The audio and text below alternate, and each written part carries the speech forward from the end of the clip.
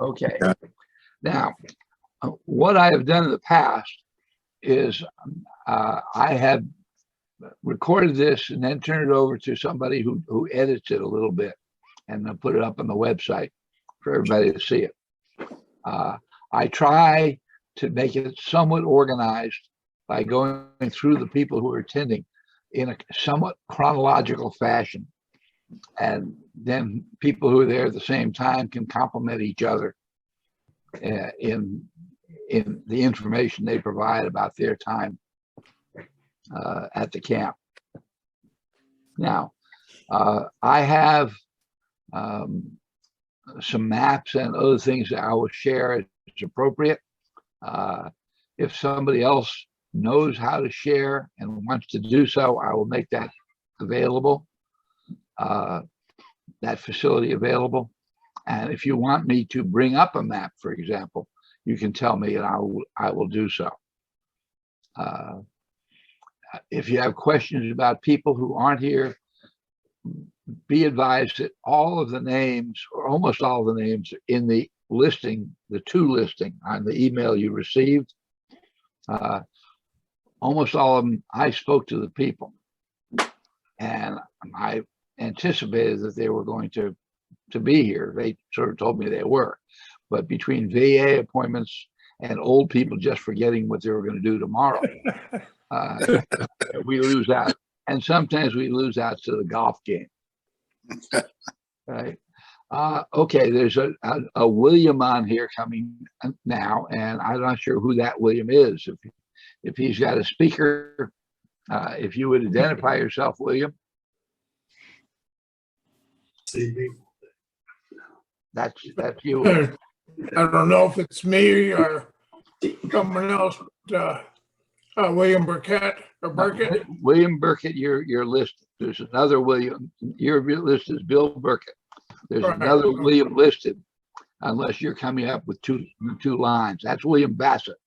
So I would guess that William Bassett is the other William. And we'll just wait a little bit and see. One thing I would recommend, and I haven't figured out how to teach people to do this in a video beforehand, is if you put your cursor down to the bottom of the black area, and Farrell, don't do this because you're on an iPad and you'll get confused.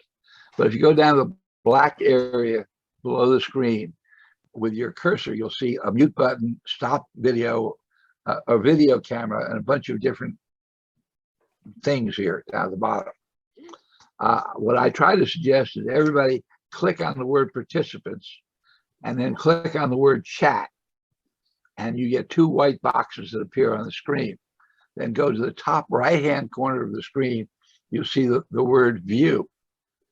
And you click on the word view and you get the words speaker and gallery. Gallery is what you usually want. And then at the bottom, it says full screen or exit full screen. If it says exit full screen, click on it once. If it says full screen, click on it twice. And your participant box and the chat box will go over to the right and give you a very good control panel. It's particularly good because of the chat box. You can click on it and send a message individually to anybody who's on this at this meeting.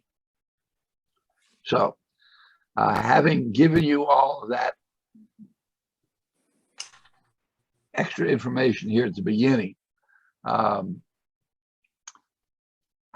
will first entertain any opening questions that people may have. Let me have a question for Patrick. Do you still have a website where you've got some pictures posted? Yeah, it's still up. I haven't made any updates for several years. Send me a link so I can link it to the page for 331 and people can go there. Okay. All right. Pete, you muted yourself.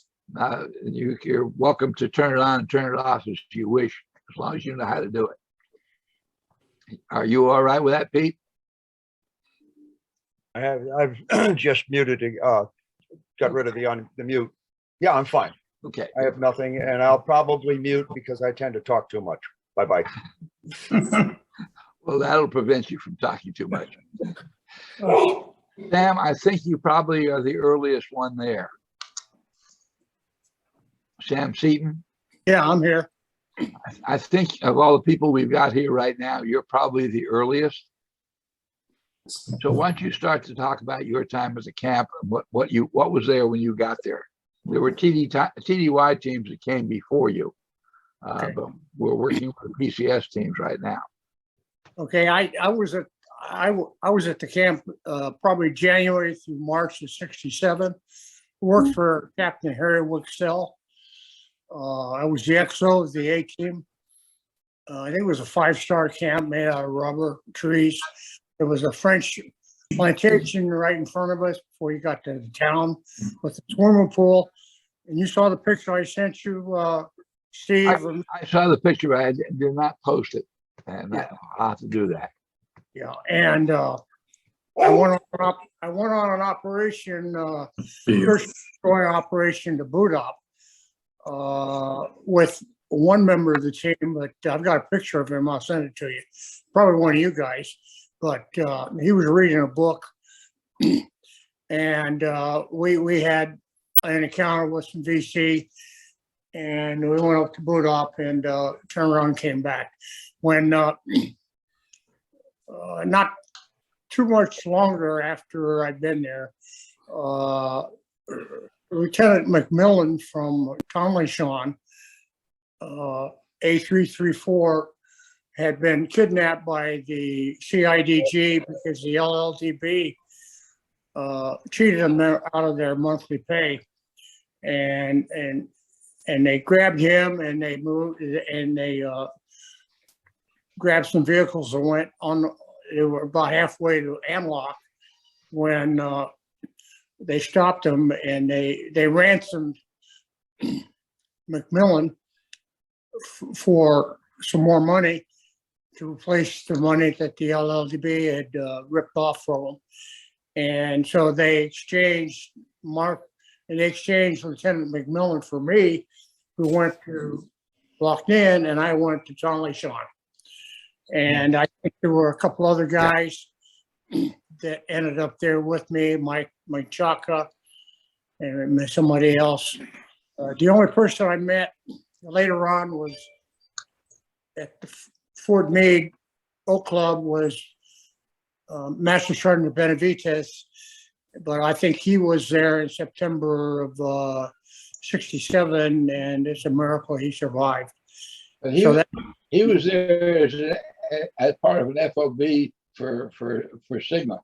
He was not assigned to the camp, as far as I know. Yeah, but he was in that AO, Yeah. and they brought him in. They thought he was dead. Outside of Loughnane. Yeah. So that's about all I can contribute. I was an XO of an A team, and you know what they had to do, everything. So, hello?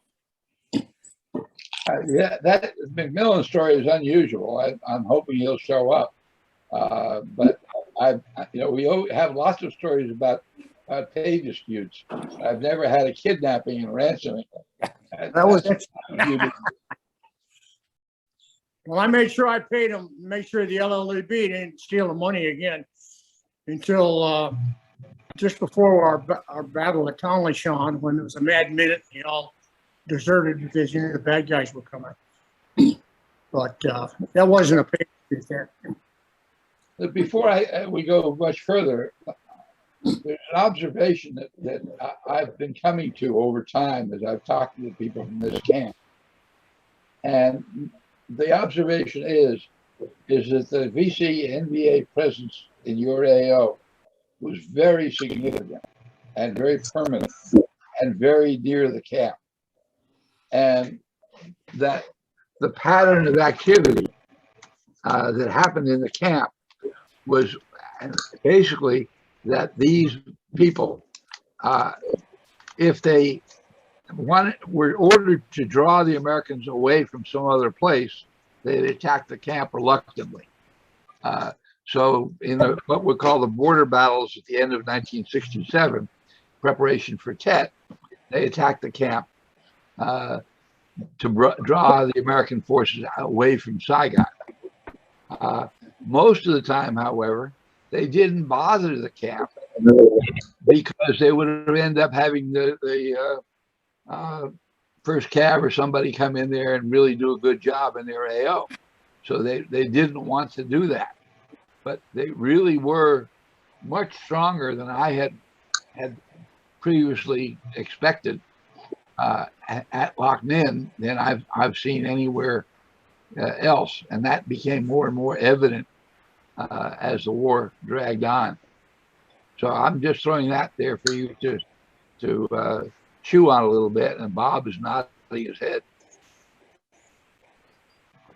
Yeah, I think 4,000 hit Loch Ninh. About that many hit Tonley-Shan, 2 regiments, and they got torn up by F-100s and Puff and Spooky. And the 1st Division came in, helped mop up, but they did nothing. The Mike Force from the Tron came in, they did nothing. It was just the fact that they screwed up, penetrated our wire at Loch Ninh, and grabbed a hold of the Minton supplemental force that was there, and took them and shot them, and then they blew the mortar pit and blunted their attack. It was a series of happenstances that allowed us to survive. And so that the active duty forces really never show up until after FF as bait is figure their way out of it.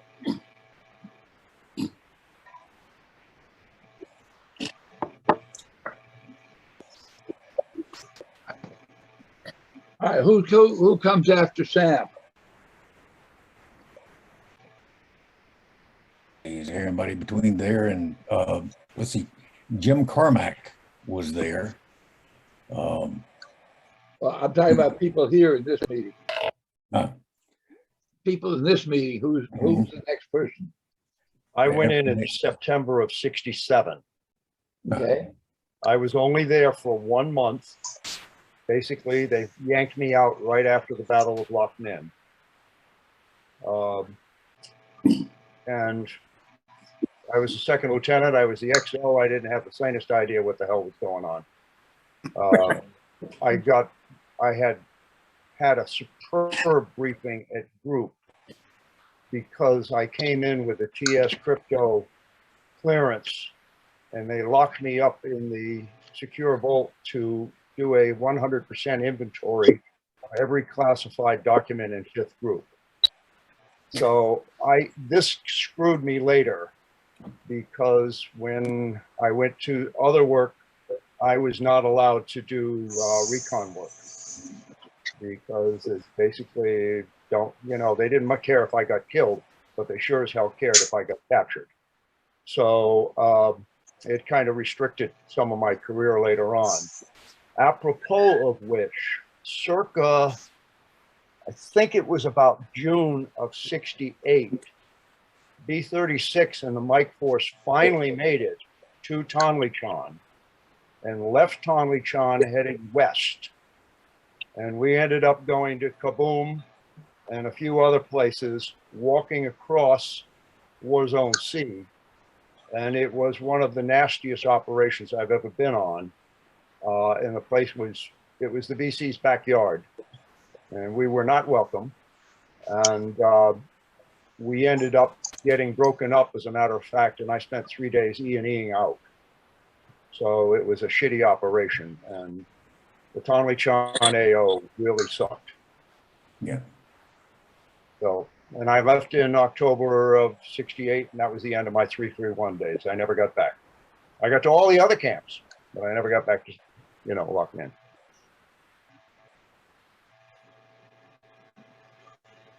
All right, let me see if I can bring up this map here.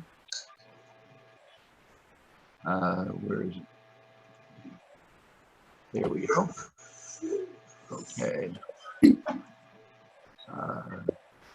Hey, what kind of cryptographer were you? Were you a one-time pen guy or a KL7 guy, or what'd you do? I pretty much did it all. Yeah, so did I. It basically, by the time I got to be 36, I was pretty heavily involved in any kind of communications, including the stuff being done off of Nui Ba Ra, Nui Ba Den. So I screwed myself basically by knowing too much. So I went on to this, by the way, because by the time I got out of the Army, I was 100% qualified Special Forces, infantry, cavalry, armor, artillery, medical service corps, signal corps. Quartermaster. There was another one in there. You know, it's just, you know, the colonel would call up and said, Pete, I got a problem. And the next thing you know, I was having to qualify in another branch. So, whatever. You probably fought for it too, because you paid your CIDG, right? Yeah. And I can identify with the CIDG, not mutinying, if you will. I wasn't kidnapped or anything, but for a while I worked out of C3, and I was the finance officer, so I had to make the payments, go to each camp each month with the payroll, with the cash payroll. You dropped the mailbags off. Yeah. And there was at least one occasion, I can't remember, it was one of the 3-2 camps, I think, where I came in and the mortar rounds started to hit just as the helicopter landed. And I whacked the pilot on the back of the head and said, get the hell out of here. And we did, and I didn't get back for about 3 weeks, and they were rather pissed because they didn't get paid. So what can you do? It's it's an old phrase. It's pas d'argent, pas de Suisse. No money, no Swiss. No money, no CIDG. Did you know Captain Berg? Yes. Yeah, he was my A-team commander at Battle Only. He ended up doing the same thing you were doing. Yeah. He kicked mailbags out full of money at State Inn for me. In Tet of 68, I got sent in to Tansanut to pick up the payroll. I had 3 gun jeeps and 2 trailers. We loaded the trailers up with these huge 4x4x3 cases of cash. Okay, and I said to the SIDs that were with me, we don't stop for anything. We just blow through, no stopping for whatever. As we were pulling out of Tansanut, the payroll, the finance building blew up, got hit with rockets. I stopped. I looked across the runway and there was an Air America C-47 over there. And I figured if I'd given them, I had $1.4 million, which at this point nobody knew I had because the building blew up. And I decided, you know, if I gave the pilot $100,000, I could go to Uruguay or Paraguay or somewhere. But I figured these guys would come after me someday and catch me. So I didn't do it. We went back. We did go through one barricade, and my guy shot up the EMPs as we went through.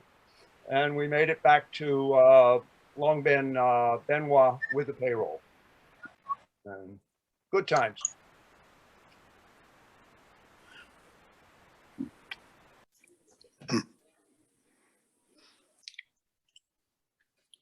I put that map up there before. If anybody needs it again, now you know what it is.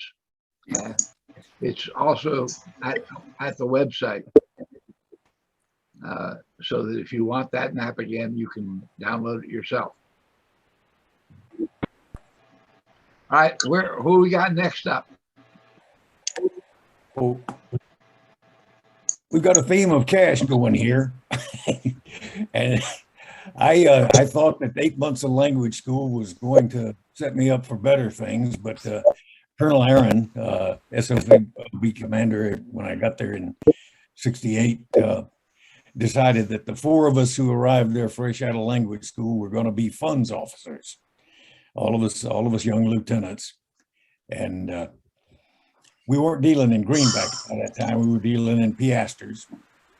And some of you came in after may remember that the most interesting day in country was when they do a piastre changeover day, invalidating all the old currency because of corruption potential, et cetera, or for other. It was an MPC changeover, not a piastre changeover. Correct, the MPC changeover. But we paid the SIG in piastre, and that was our tasking, to go through all the payrolls and try to ferret out any ghosts that were on the payroll or any people who were being paid over the G&E authorization, rank authorization.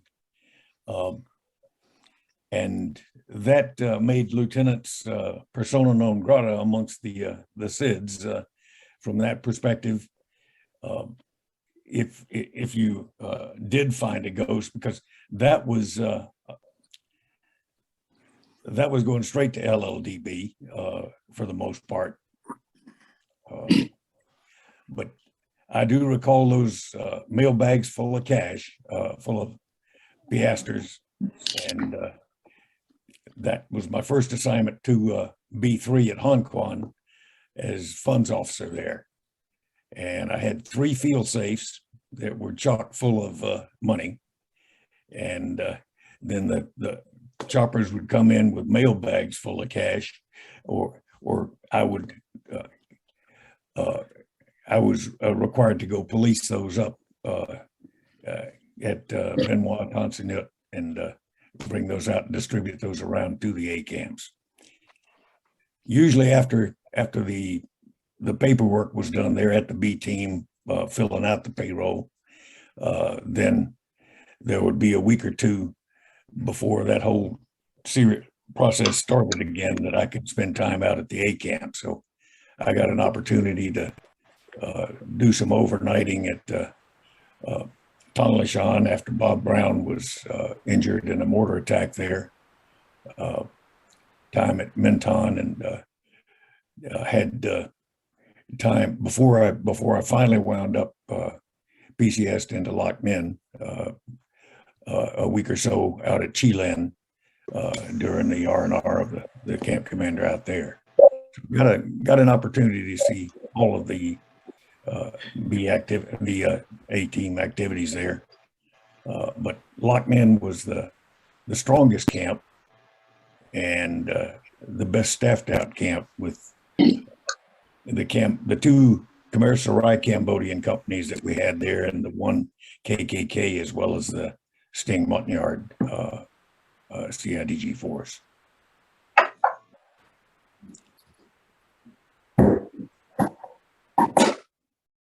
So somebody else here.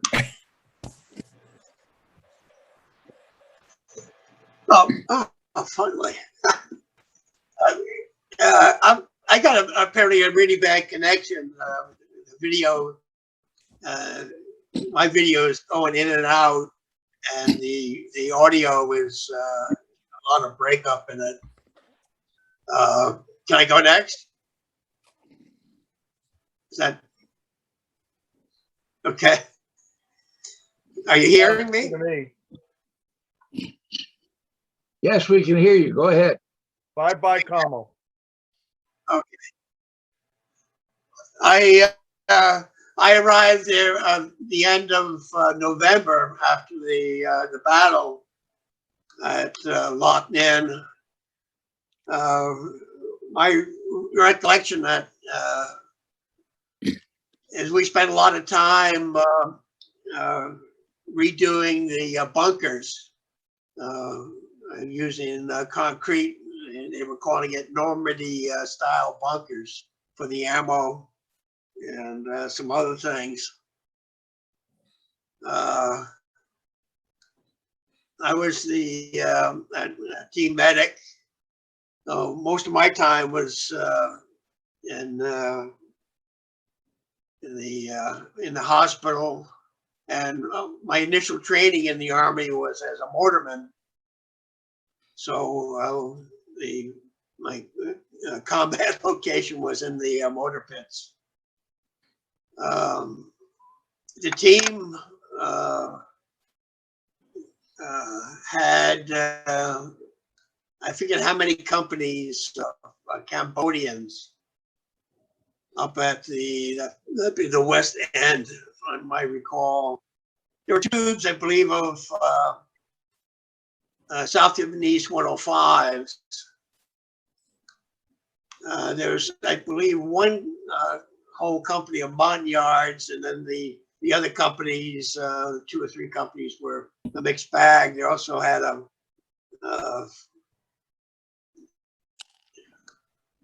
well, what would you call it? Combat recon I can't platoons. remember. Combat recon Yeah, something platoons. like a recon platoon. Yeah.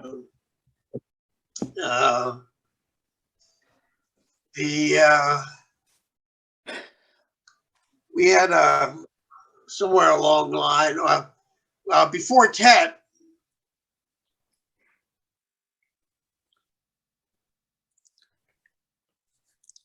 I think he just lost sound. Lost some audio. Yeah, just lost audio. Yeah. The Mountain Yard company were Stein. Sting. Stieng. Yeah. Mhm. I had, during the battle, I had the western end of the camp. Mhm. So I had the 2 Cambodian companies. Did you have the M48 tank carcass that was built into the perimeter at that time? It went in just as I was leaving. That was a help. Well, I was there, we had the twin walls. Mhm. So there were 2 rubber tree walls that were like 4 feet thick, about 8 foot high, and about 2 meters between them, 7 feet between them. And the Indians would sleep with their hammocks between the 2 walls. Mhm. And then the bunkers were Conex containers that had been sandbagged. They hadn't been concreted yet. Mhm. It's been sandbagged in. And we were basically invulnerable unless a mortar round or a rocket round hit in between the walls. We could go around during the 5 days of the Battle of Loch Ninh, standing straight up without the slightest difficulty whatsoever. The only thing was incoming artillery and mortar. And I always thought it was a shame that they tore those down. They were rotting. Some of them did burn during the battle. The bunkers were fantastic because they were built up high. And during the battle, I think it was the 3rd day, maybe, third day, I actually had to displace the machine guns out of the bunkers and onto the roof because the bodies were so thick outside that we no longer had a field of fire. So we had places in front of the wire where the VC were 6 deep. And we literally had to move the guns up. And we had 55-gallon drums next to the bunkers full of water. And we would use those to pour water over the machine gun barrels because we had several occasions where the 30 cal barrels just disintegrated. They literally fell apart because we were just firing. There's no burst. It was just on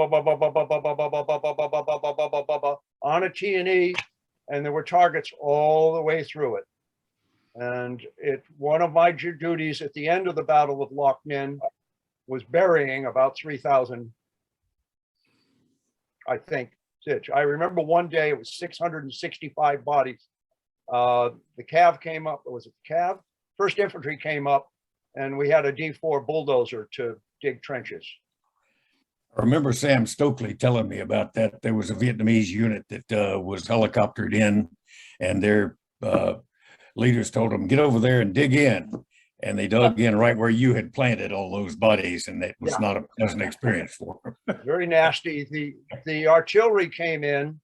They were down at the southeast end of the runway, and they were firing beehive. So we had to pry bodies off of the rubber trees. because they were nailed to the trees. And they were later teaching this at Fort Sill years later. The artillery was firing at the runway and skipping rounds over the hump of the runway on a quick fuse. So they'd skip off the runway and then blow up in the air on the other side of the hump. And that's where, over the time of the battle, 2.5 regiments tried to come in. Right across the runway there, they took the Rough Puff camp, and they came in from the Rough Puff. I got involved in a night-long duel with a bunch of them. Got them caught down in a little dip, and I think there were over 100 bodies in that when I got done with them. It was messy. Doe, welcome Doe Van Du, who's here. He was a lot younger when he was your interpreter out there at the camp. Hello, who was that? Can you mention your name? You were talking about the battle. This Peter. What's that? Milady. Peter Milady. Yes. Well, are you talking about October overrun at the Ninh camp with the Arvin Yes. event? Yes. Well, I was out in the operation with McCrae. Yes.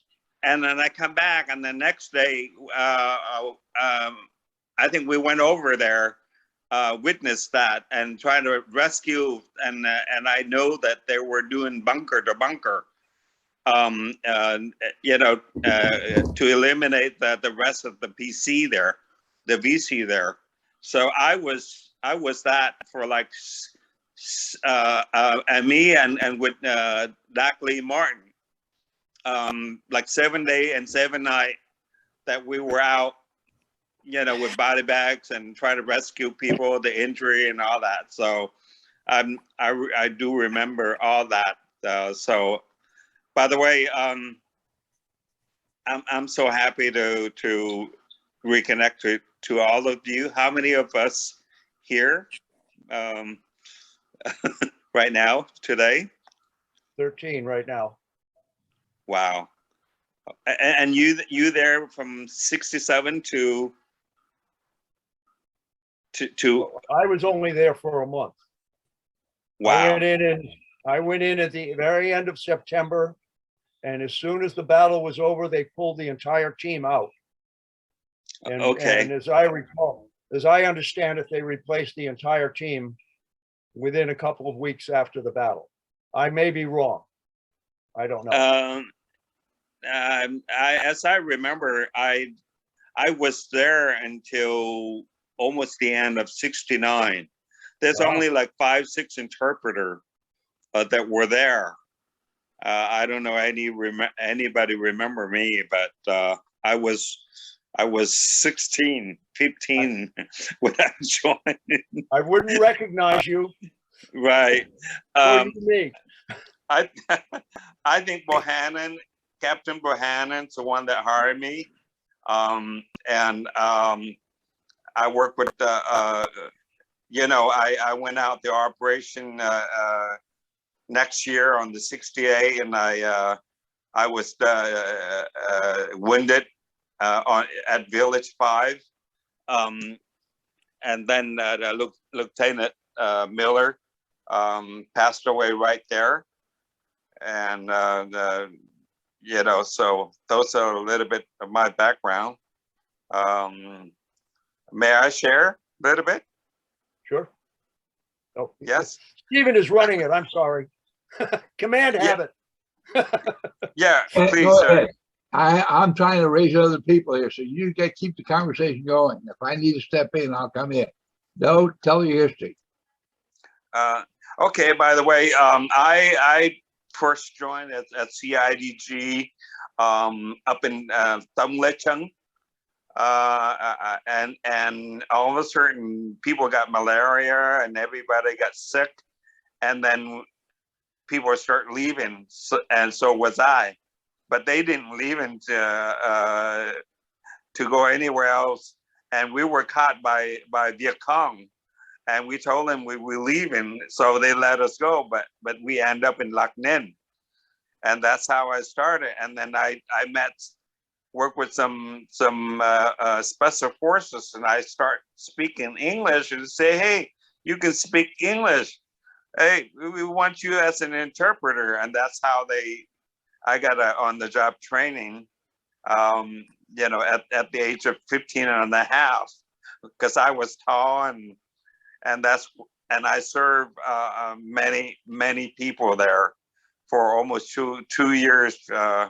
I was destroyed by the end of '69, and I went to work for MACV and, you know, U.S. Embassy as interpreter, dispatcher, and then I got scholarship to the U.S. in Seattle, and I got sponsored by a nurse who I met at 36 Evac Hospital.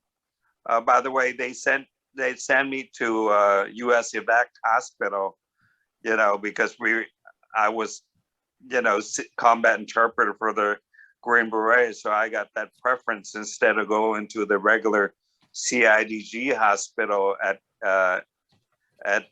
B3 Bien Hoa. So I left and went to the U.S.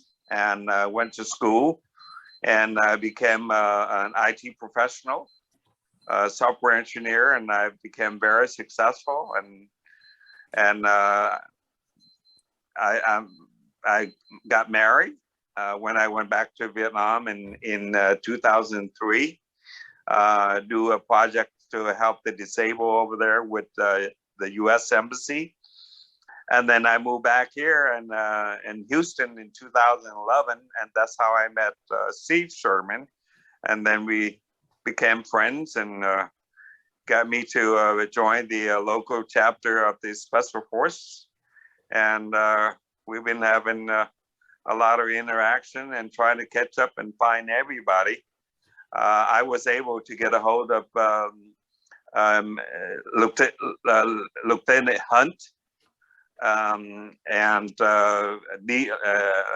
Martin, and then I heard of Harvey Pipe. Any of you know those names? Somebody was got a hold of Sergeant Ramsey, and then a couple of other people, and then Patrick Longley, that he came and visited me, and then Colonel Bruno also came and visit me. So that's what's happening with me. So people ask me how I managed to come to the U.S., and I told them it cost me an arm and a leg. You're the American success story. Thank you. You're an Thank American hero. Welcome. Well, I basically raised by you guys. You know, Yeah. I was a kid, and I learned a lot of good stuff. You know, how to handle life and live in the jungle and live just like special forces. And we were a good soldier and support each other, and a lot of emotionally invested to each other. And, you know, big part of everybody's life. So, and I rarely discuss about my past with anybody, but only certain people that I share. But I'm starting to share, you know, especially when people start honoring honoring Vietnam vet, you know. So I speak out and share that how much sacrifice that you guys did, you know, that we did over there. And so that's my story. Good story. Thank you. Does anybody know what happened to Red Ramsey? Let's see. RAMSEY. S-E-Y. Yes. He was the I team remember sergeant. was his first Yeah. name. We call Top Ramsey, That's Thurman because he got the Ramsey. crew cut. And he was master sergeant, and Yeah. he died in 2008. It seemed to me that he was with a lot of people a lot of time. He was in White Star. He was in TDY for the 5th group, TDY for the 1st group. He was there in 67, 68. Just a lot A of different, legend when I knew him. yeah. But he did pass away in 08, and it was noted as a drop.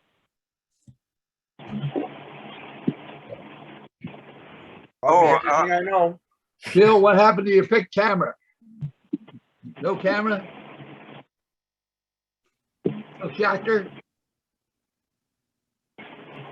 Hey, Steve, Yes, Bill Schachter, how are you?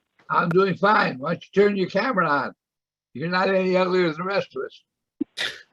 Yeah, I've got to figure it out. I'm on a catamaran and near Nassau. We just got a signal, so trying to figure this out. But Down at the bottom of the screen, there should be a camera with a line through it. If you click on that camera, you will appear. I tried to get a camera, but I don't know if you guys want to see me. Look, yesterday we had a call from Mike Island, who was on one of the earlier teams over there, and he reported that his position when he finished the call was northwest of Sicily, somewhere in the Mediterranean. So just because you're on a catamaran, that doesn't give you an excuse for not showing your picture. I tried to figure it out, but it's not my forte. Okay, well, we'll just have to be satisfied for your talking. What was your time? What period of time you were there? I was with the team in early '67 with John Horn, and I was XO, and we built the place, Chilin. Oh no, we're not talking about Chilin. We're talking about locking in right now. Chilin is next week. I thought we were doing that today. No, locked in today. Chilin in 2 weeks. And what about Minton? Minton's in the 2-week section. This is 331. Goodbye, everybody. Good to see you. Nice to see you. Everybody's looking so well. Good luck to you. Okay. Bill, if Thank you were you. there in early 67, that's earlier than a lot of us here. Yeah, I was there. in 67. Yes, I would. I knew just John. trying to get out of this.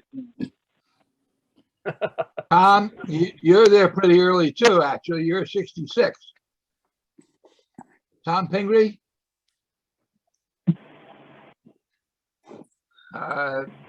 He's joined us, but I'm not seeing a picture or camera.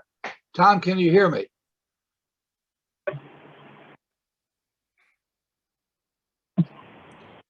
Tom? Under the bottom of your picture, there's a microphone and a camera. If they have a red line through it, click on them. Okay, who is this? One more person over here. Asked to unmute. More. Well, I don't know where they disappeared to. See, while there's a lull, let me have a suggestion here. How many present remember Goldie, Chalcisimuth, who ran the 4-deuce mortar team there in the center camp? And I just bet there's more than one of us here that owe our bacon to his proficiency with a 4-deuce. He had been a mortarman for the French, I believe, back That's in prior to 54. He's been around. That Dien Bien Phu. I think so. Wow. When I got to the camp, there was a VC border station up on the highway. And I walked out and I said, why do you tolerate this? And they said, well, it's about 100 meters beyond range. So I sent one of the guys to the mess hall and got one of those Bakelite coffee cups. And sent another guy down, got a can of jerry can full of gas, poured a coffee cup of gas into the mortar, max charge. The damn tube went ping, and fired about 3 rounds out. And the next day, the VC had moved half a kilometer into Cambodia. So, And a little additional range for that too. yeah. Tom, your microphone isn't on. Look around on your iPad to find a microphone symbol. Tom Pingree.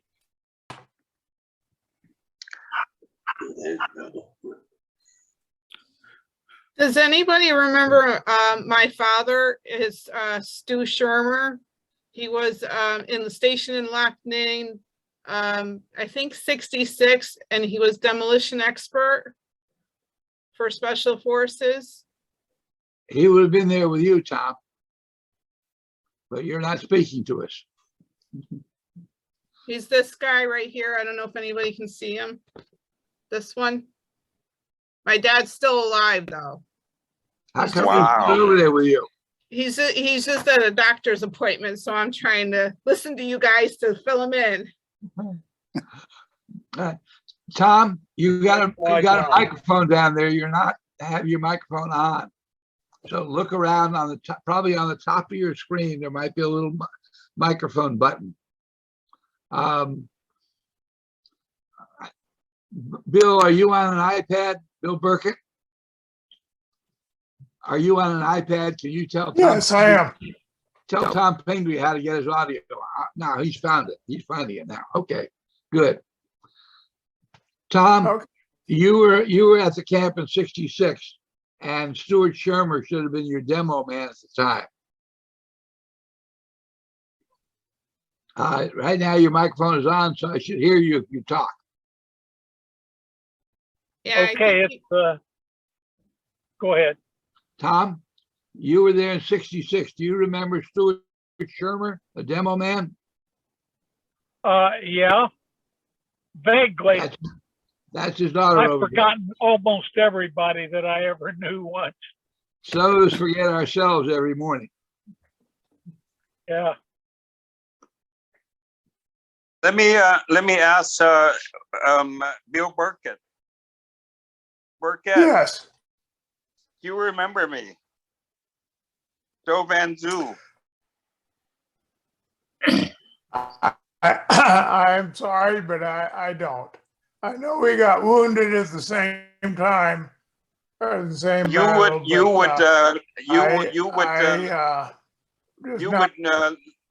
Lieutenant Miller in Village 5,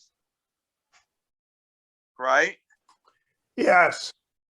Right. And right, and that's when that's where he got hit, and I was the interpreter, and either you or somebody else called Chopper that got me out. well, I don't know if I called it Chopper. I was wounded there and And trying you to right take next care of when we're taking care of Lieutenant Miller, Harvey Pipes and I. Right, and then we got reinforcement came, and Right. and help out. But I got out. I got shot in the arm and the leg. I was on the coconut tree, and the rocket landed right on I think on Lieutenant Miller. We got ambushed inside the village, and when the chopper came down, you know, we were having lunch outside before we go into No, the. we were not in the village when Lieutenant Miller and I got shot. We were out in the plantation. He was shot. He was hiding behind a tree, about a 4-inch tree, and he was about a foot wide. And so he this was his first operation, I believe, and he got was up front trying to shoot, get back, and they hit him. Did And you do I any damage? got hit on the also car when you during that hit the time. door? Okay, It hit right on that metal piece because I Okay. checked to make sure. I Okay. didn't need to do that. okay. Thanks.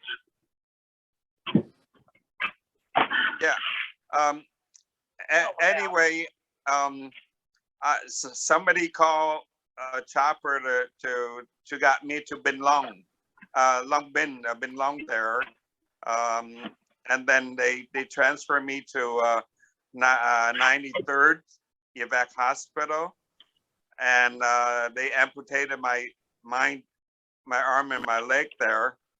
But by the way,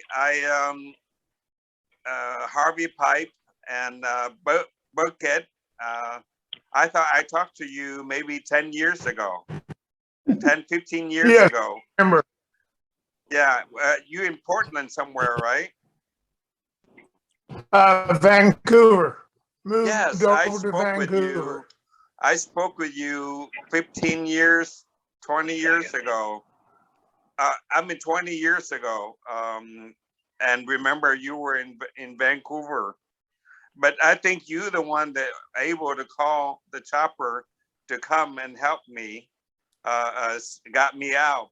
And then when the chopper came, a B-40 rocket hit the tail of the chopper, so they have to pull up. And I was halfway in, and I was able to get out. Otherwise, I would have been gone too. So thank you for helping, because I know that very well. But we actually was inside the village where all the shopping in there, and you guys would put your backpack and rucksack and all that there with the radio operator. I was out there behind a tree, and that's when the rocket hurt, and all three of us.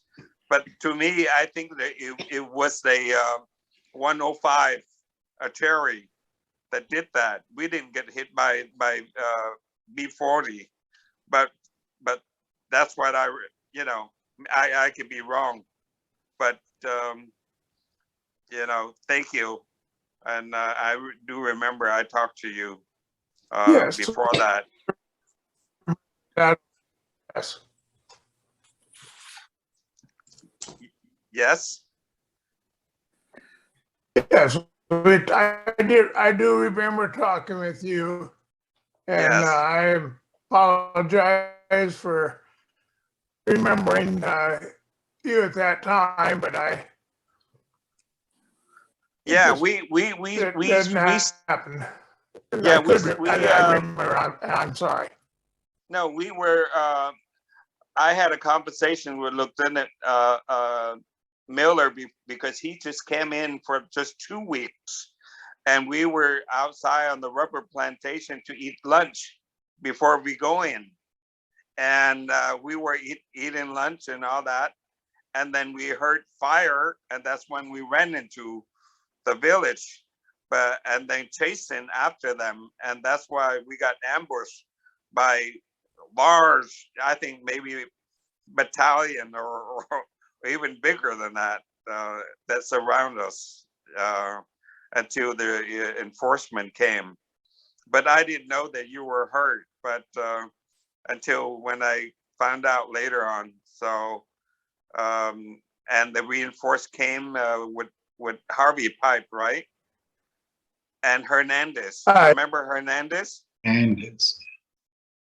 Yes, I remember Hernandez. Yes, and I think Harvey Pipe was going to shoot Hernandez in the leg if he don't move forward. But that's you know, whether I not supposed to say or not, but that was some of the story that I heard. You know, so Believe it. yeah, but anyway, I in 2007 I took Lieutenant Miller and went to Lac Ninh camp to visit. You know, Lieutenant, before he died, I took him and his daughter to Lac Ninh, and our camp is no longer exist. It's just a runway, you know, and it's all bush. But I know there are a lot of NBA that we bury in that 7-day battle before Ted. And just like what gentleman there just mentioned, that at daytime we get incoming and attack. Then I mean daytime we go out and count bodies, you know, and that's what we did for like 7 days and 7 nights. So that was a big battle, and we survived that. I survived that, you know. But I also seen the name of Lieutenant Balcom. I remember you, Bob Balcom. Is that Lieutenant XO?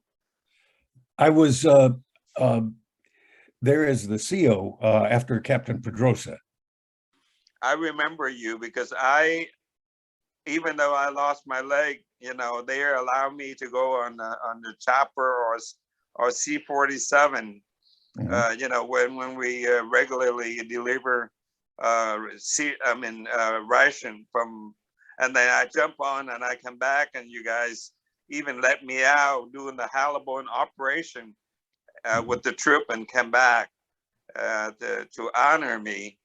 And I remember all that. And you know, and then Zimmerman was there with you, right? You know, Zimmerman Captain. He was there before me.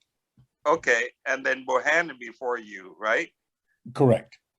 Yes, but I was mostly with Sergeant McCrae. You know him, right? He was this intelligent officer, right? So, and anyway, where are you now, Lieutenant? Well, you got promoted higher rank than lieutenant? I made captain there at the B detachment. I guess I was before I went there, but trying to recall. Let's see. I think you even wrote a letter of recommendation for me. I believe I do recall that, because I do recall you as being outstanding. I have the letter from you when I came back. So just you look good, and thank you. And where do you live, sir? I live in North Carolina, Hillsborough, just outside of Durham. Yeah, and you saw Patrick Martin there. You know, he's a great guy. He drove from all the way from Arizona and to come by and visit me. I think the Patrick, can you turn your TV on? I can see you. It was good to see you, Dovan. Yes, Lori, how are you? Very good. Nice to be here. Yes, and where's Lee Martin? Because Lee Martin, his wife, was supposed to be on Right here. here too. Where? Yes, I am. Doc. Well, Spreckles, I'm in a little town in Northern California, Central California, called Spreckles, California. It's near Monterey, a little bit inland from Monterey, right next to Salinas. Yeah, you got that beard, so I don't recognize you there, my friend. Well, it just makes me look taller. Well, I remember you very, very well, especially when you came to stay at our house and I took you to work with me. I was a Scout Executive CEO of a Boy Scout Long Beach. Council in Long Beach, and Yes. they got, yeah, California, and the staff got tired of my war stories, so I thought, and started to question their validity. And I talked about you several times, and one of your most famous sayings, you said, and you stood in front of my staff, I guess there was How you spell? about 15 or 20 there that morning. And how do I spell what? Masturbation. Well, with anyway, Sergeant Ramsey. Oh, yeah, well, anyway, at the meeting with the staff, you were talking and some of the staff members had never experienced having a Vietnamese person talking to them. Your English was very good, but I could see their body language and so on, that they were starting to question your credibility. And then you stood up and you tapped your artificial leg so they could tell that it was not flesh and blood. And you made a statement that I've used many times. If you remember this, you said, I had to give an arm and a leg to become an American citizen. Do you remember that? Right. Yes. No, Yes, people and ask that- me, yeah, how you you know, managed to come to the U.S. But you know, That's I right. share And- that that all special forces taught me English and the Beatles, you know, and the Beatles, and so they Of course. and I think I went out on operation with almost, whether it's new guys coming in or CO, I entertain all of them, you know, out all the time. God, almost every month I'm out, you know, whether it's Taliban or just short trip, but me and Nick, you know, and we have a man interpreter that he work in the office, that he never go out, and I found out, I heard that he was espionage. He was the local VC, but he worked for us. But he lived off campus at night. Right. I don't know if you remember him or not, but you remember, Doc? Yes, I remember I remember the incident. I don't know what happened to him, but he was removed from the camp perimeter and wasn't working for us, and then he just disappeared. The LLDB sergeant, if you remember, they had a master sergeant on the LLDB that was Chinese. And so he and I got along very well because I'd spent so much time as a kid in Taiwan, and he kept correcting my Chinese when we were trying to talk, so we stayed with English. But yes, I do remember. There's one more quick story I want to tell you about Do Van Do. When he was standing there in front of my staff and talking about how I had to give an arm and a leg to become an American citizen, and I had a chance to add a little bit more with a little bit of time I had left with my staff. And I said, well, Do Van Do probably saved everybody in the medical bunker without us knowing it. If you remember, we had a lot of our CIDG coming in, and I was working on them, just constant operation, trying to cut off bleeders and a couple of small amputations and whatever. And one person that was wounded, I patched up, stopped the bleeding, got him pretty high on morphine, and he was on a stretcher, and we put him outside of the bunker in the hallway. And And shortly after that, you came back to me. You said, Boxy, Boxy. You were pulling a man out of the stretcher. You're losing audio.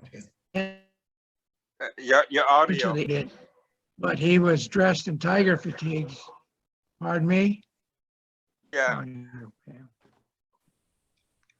I think you're back, but briefly we lost. Can you hear audio. me now? Yes. Yes. Okay, I've got my computer guru, my wife, right next to me. She's gonna try to get it back. Okay, can you hear me now? Yes, your audio is back now. I do. Okay, good. So, and then that was a good story to tell about Do Van Do, and I like to remind him all the time that he probably saved our entire medical staff from that one VC that was in there, because he did not have the explosive devices on him, but he had grenades. So No. it's a little scary. That's what you know. All right. He was turned. Yeah. Well, we were have Okay, can have you to hear me fight our now? way out. We have to fight our way out to get the wounded. But one story I wanted to share is that we used to have a VC that he you know, Chihoy. I mean, he gave up and then he joined CIDG, and he got shot, and we Doc Lee patched him up, and I was talking to him, but he know that he was gonna die, and he started crying. He said, you know, I don't like war, and that's why I left Viet Cong to come and join the special force, the CIDG, and then me and Doc Lee went out, and then when I come back, and he was in the bag. You know, it was kind of story that is talk about war. You know, so it was sad in a way, because I know the guy. He was helping us a lot when we go out in operation, because he was pretty much a front man, because he know a lot of local area, geographic, you know, to get us around. So, but that's also the same, that 7 day and 7 night, and that's why everybody got Bronze Star and Silver Star. Almost all of them received that. So what I got was you know, a memory that I will never forget, and that's mean more than any star. You know, the hard work that we all fought to save and protect each other. Right, Doc Lee? Right, Doc? Yes, I'm here. Yes. So I just trying to share it with everybody It's else. breaking up.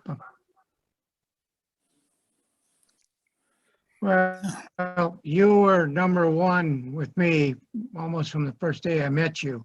Although I thought you were a little bit young, but you kept telling me that, oh, I'm 18. And then next time I saw you, you were 21, then you were 17. And I thought, okay, I like this guy, you know, got my back, and I'm going to give him mine, and Hey, protect but you. didn't you also in charge of all the PX stuff that you sell it to everybody? Yes, You remember? that was a story. And then I Will bought. you be embarrassed if I tell that story?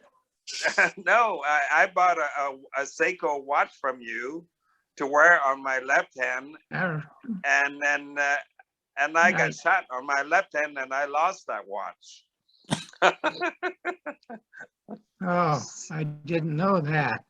Yes. Well, the little PX was something I inherited from the medic that I replaced when I first got to Loch Ninh, and there were a stack of Playboy magazines there. And so I thought, well, okay, so I guess I'm the librarian too. Well, pretty soon the centerfold started disappearing. The page that had the centerfold on was disappearing. And I thought, enough of that. So I pulled all the centerfolds out. I had a stack, and I'm not sure who it was. I think it was Burkett that came in one day, and he was sitting there talking to me, and he said, well, what happened to the centerfolds? And I said, I got to stack them over there. He said, well, why don't you put them on the wall? So I put up and anyway, Pam, I need you. So said unstable again, but that's all right. Well, anyway, I'm sorry, I was losing you for a minute. But anyway, then the centerfolds all went inside the door of the little PX, which was just chest, not chest of drawers, but a small closet. And Dovan Do liked to come in and buy a candy bar or something out of the PX, and he'd sit right there in front of it and look at them. But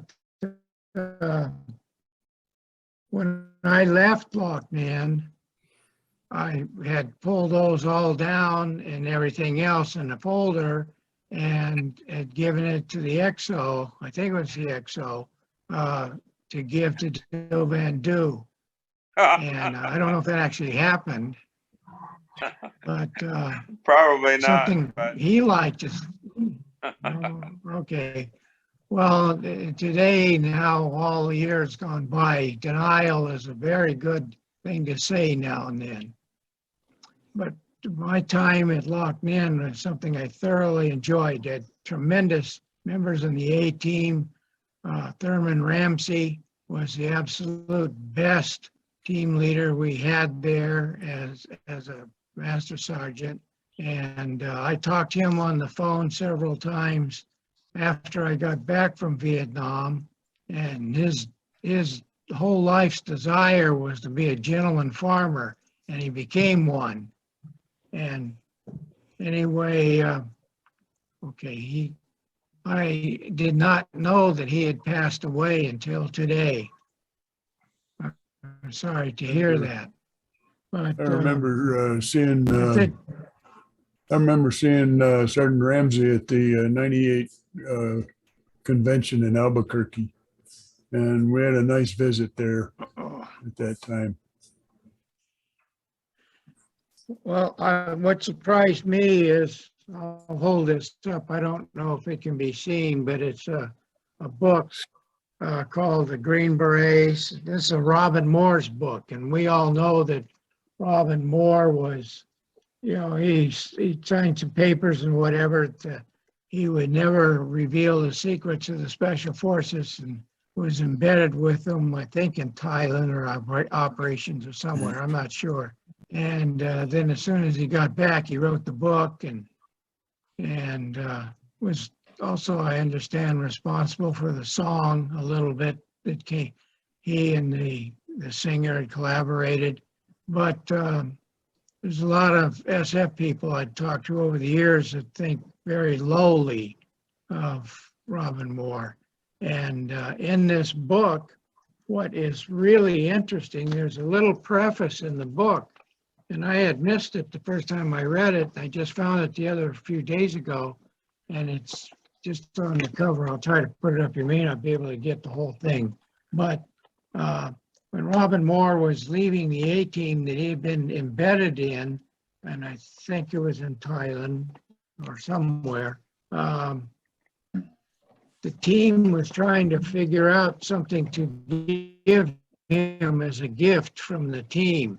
And he had requested from a couple of team members to buy their berets. And of course, they wouldn't sell it to him. So Robin Moore, I know that Ramsey was the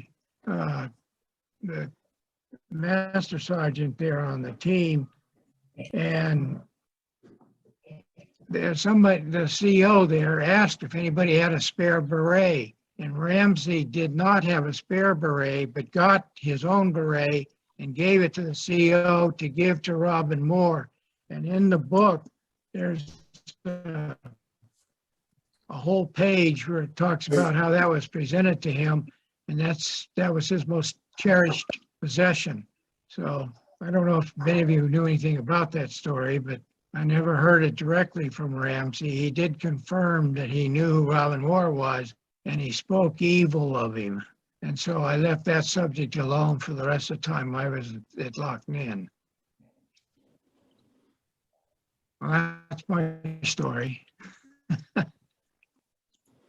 Look, the people who are on the iPhones there, reason you're not seeing people is you got an iPhone, you only see 3 or 4 people at a time. I think you've got little arrows on the side of the pictures. You can scroll through the people who are on the screen. So that's why you didn't see Lee Martin, but he's certainly there. Yeah. Dave, welcome. Glad you made it. Thank you. I'm glad I finally made it. Well, this would be an occasion that you really wouldn't want to miss in looking back at it. You were there 67, 68? Well, let's see. I actually left Loch Ninh. I was, I think in January. Yeah, it must have been early January because I was rotated back to B-33 when the Tet Offensive started. And so I was at B-33 when the Tet Offensive got underway. And so I know there's been I only recognize Lee Martin and Pete Malady. And me. Did you work for Ronnie Baby? What? Did you work for Ronnie Baby Mendoza? Oh yeah, he was the B team commander when I first got there in June of '67. And Sergeant Major Pegram? Yeah. Mendoza was killed when he went back again in what, 69, 68, 69, along with Pegram. Too bad. Yeah, I like Pegram. I'm sorry he got it. He's a good man. Dave Bowen, I think you remember me. Yeah, I do. I work for many of you. Yeah. You know? So I remember you. You were a pretty handsome looking guy. Yeah. So I don't know. I guess I think we share a next door neighbor. You know, mine was next to the toilet. You know, and you know the mess hall, right? And we go left, and then we go upstairs, and then the LLDB on the other side, right? Yeah. And then you go the mess hall, and then you go on top there. I think the CIA on the right side when you go up. That's where their TDY personnel, and then you go the medic, right? Yeah. And then you go to the EXO and CO office, and then you go the other side was supply room, right? Right? You remember that? The inside? Well, no, I remember the combo bunker was right off of the team house. Right. But you don't know how many times everybody pulled me up to go out there and shoot the 81 millimeter. We got 2 of that. You remember? Yeah. Yeah. You know, once in a while we get, you know, combo guy got information and get location, and I go out there and help charge it. I don't know how to operate it, or I don't know how much charge to put in there and find out where, but I did help whenever I could. So because I lived inside. I remember there, you know? I got on the job training with that mortar. But you know, but we also have 2 105. Yeah, I remember right? those. On the other side with the Cambodian side, right? Yeah, and then we call for them for support. But I think one of the round that those people shot when we first engaged in Village 5 that Lieutenant Miller died, it fell short on us. I hate to say that, but I remember because I got shrapnel that are from my left side, and that hurt Burkett, and Lieutenant Miller was out right away. But you know, that was a big fight, even though we were only a company. But there were a lot of them around there. We never see anything like that. You know, when we go to those Ho Chi Minh Trail, they ran away. You know that, Yeah. because they didn't want us to find out their location, because we were called B-52, right? Yeah. And we went to some of the base camp, and we saw fresh cooking, and they leave. They ran away. They don't want to, you know. But if we make contact with us, we would be outgunned, and you know, outforced, because they're regiment or battalion of them out there. We only a company that we just go there and find make engagement with the enemy, and that was our motto, right? Yeah, and I remember one time they wouldn't give me artillery support because I wasn't in a firefight. Oh, did any of you remember that we have I think F-105 crash? I was out in the operation, and then we call in for we engage, and we call in for two F-105, and they bomb, and then one didn't make it, got shot down, and then we They were actually, skip everything. I'm sorry, I didn't mean to interrupt you. They were F-100s, and the one that went down just came in too low and clipped some of the rubber trees, and he went down. Oh, I see. McCrae and I and some CIDG. I was there because we went and looked. Maybe you were even with us as the interpreter. Went out there. Yeah. Right. We recovered the body. Yes. That was our mission.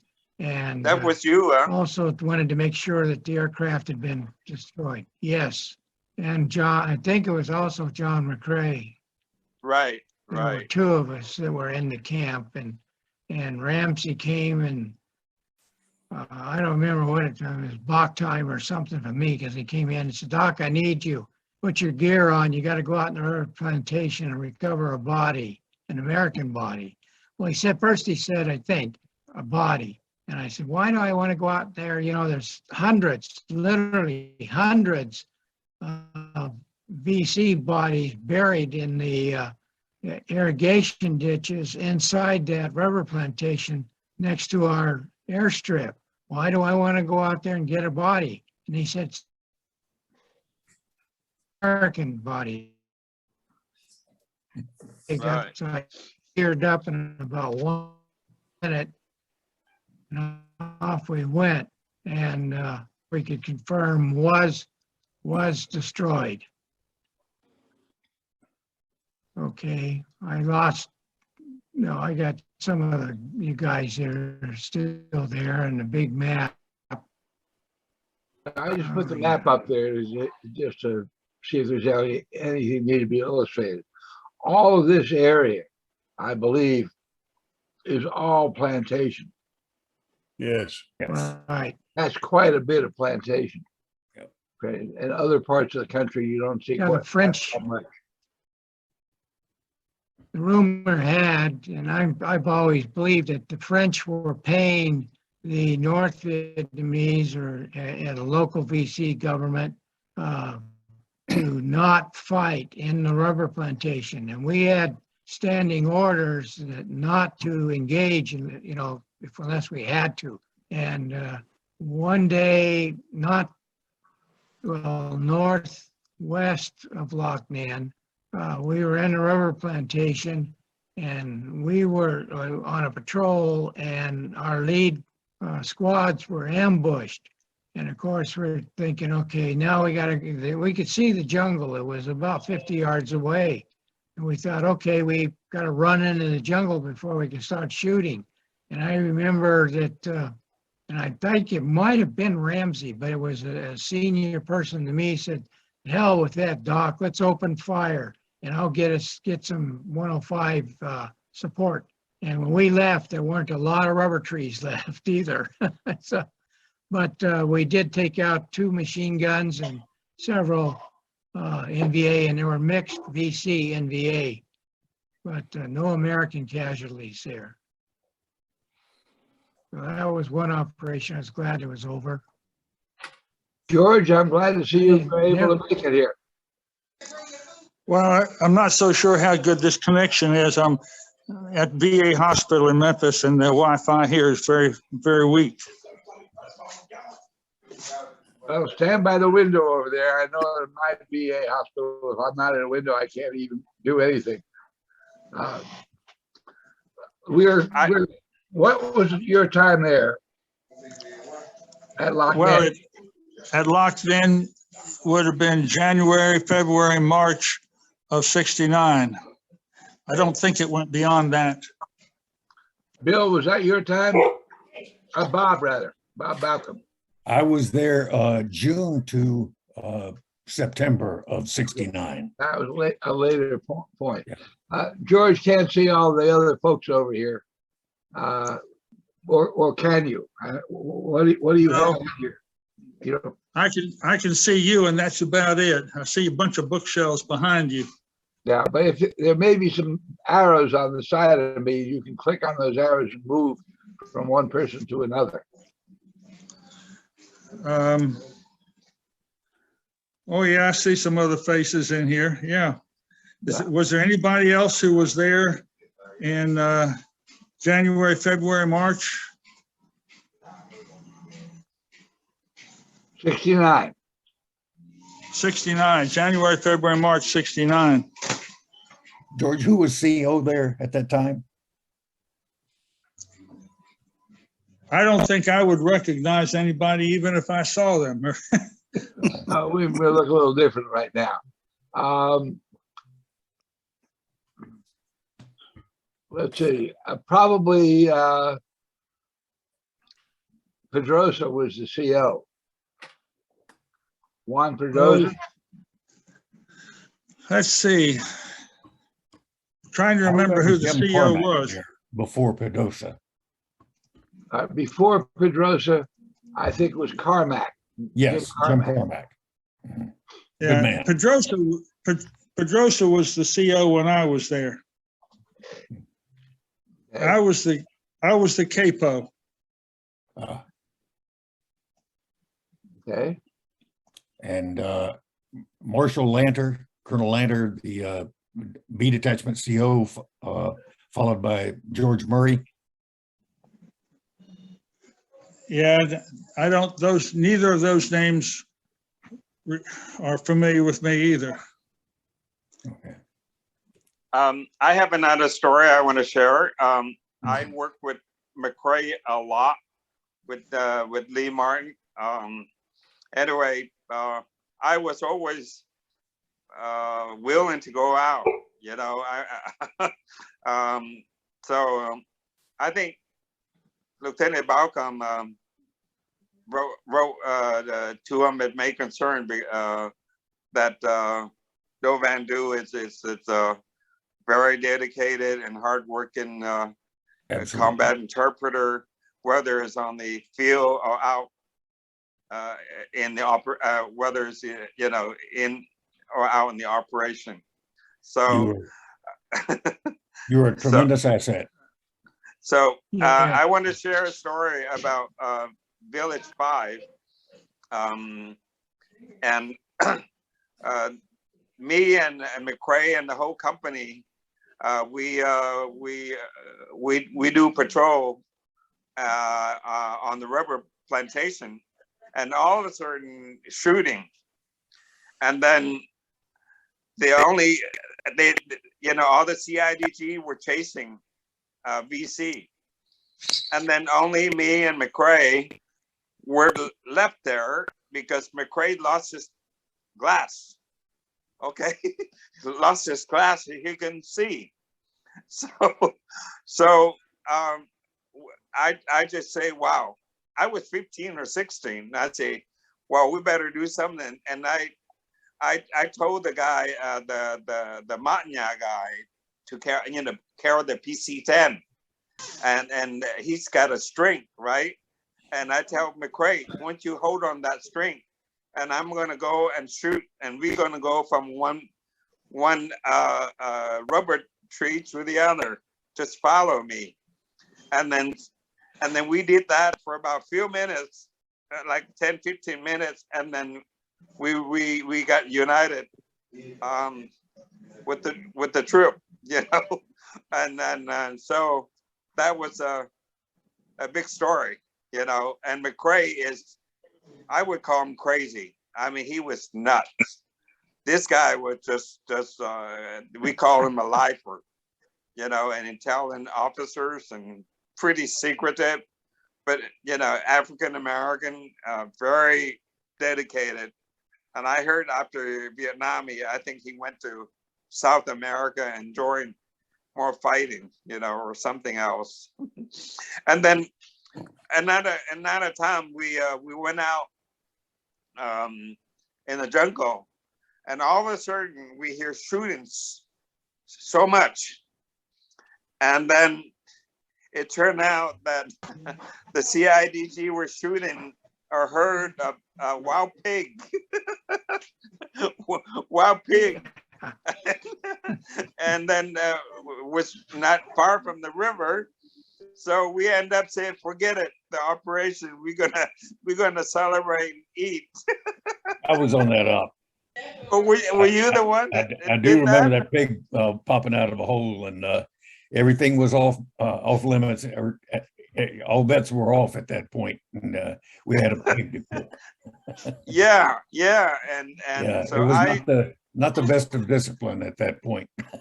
yeah, because, you know, I mean, you seen the black pig, you know, wild pig, they wear black pajamas, right?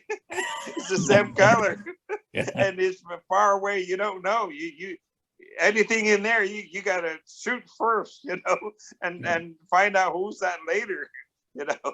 And I think we killed quite a few of them and so we had a good meal there.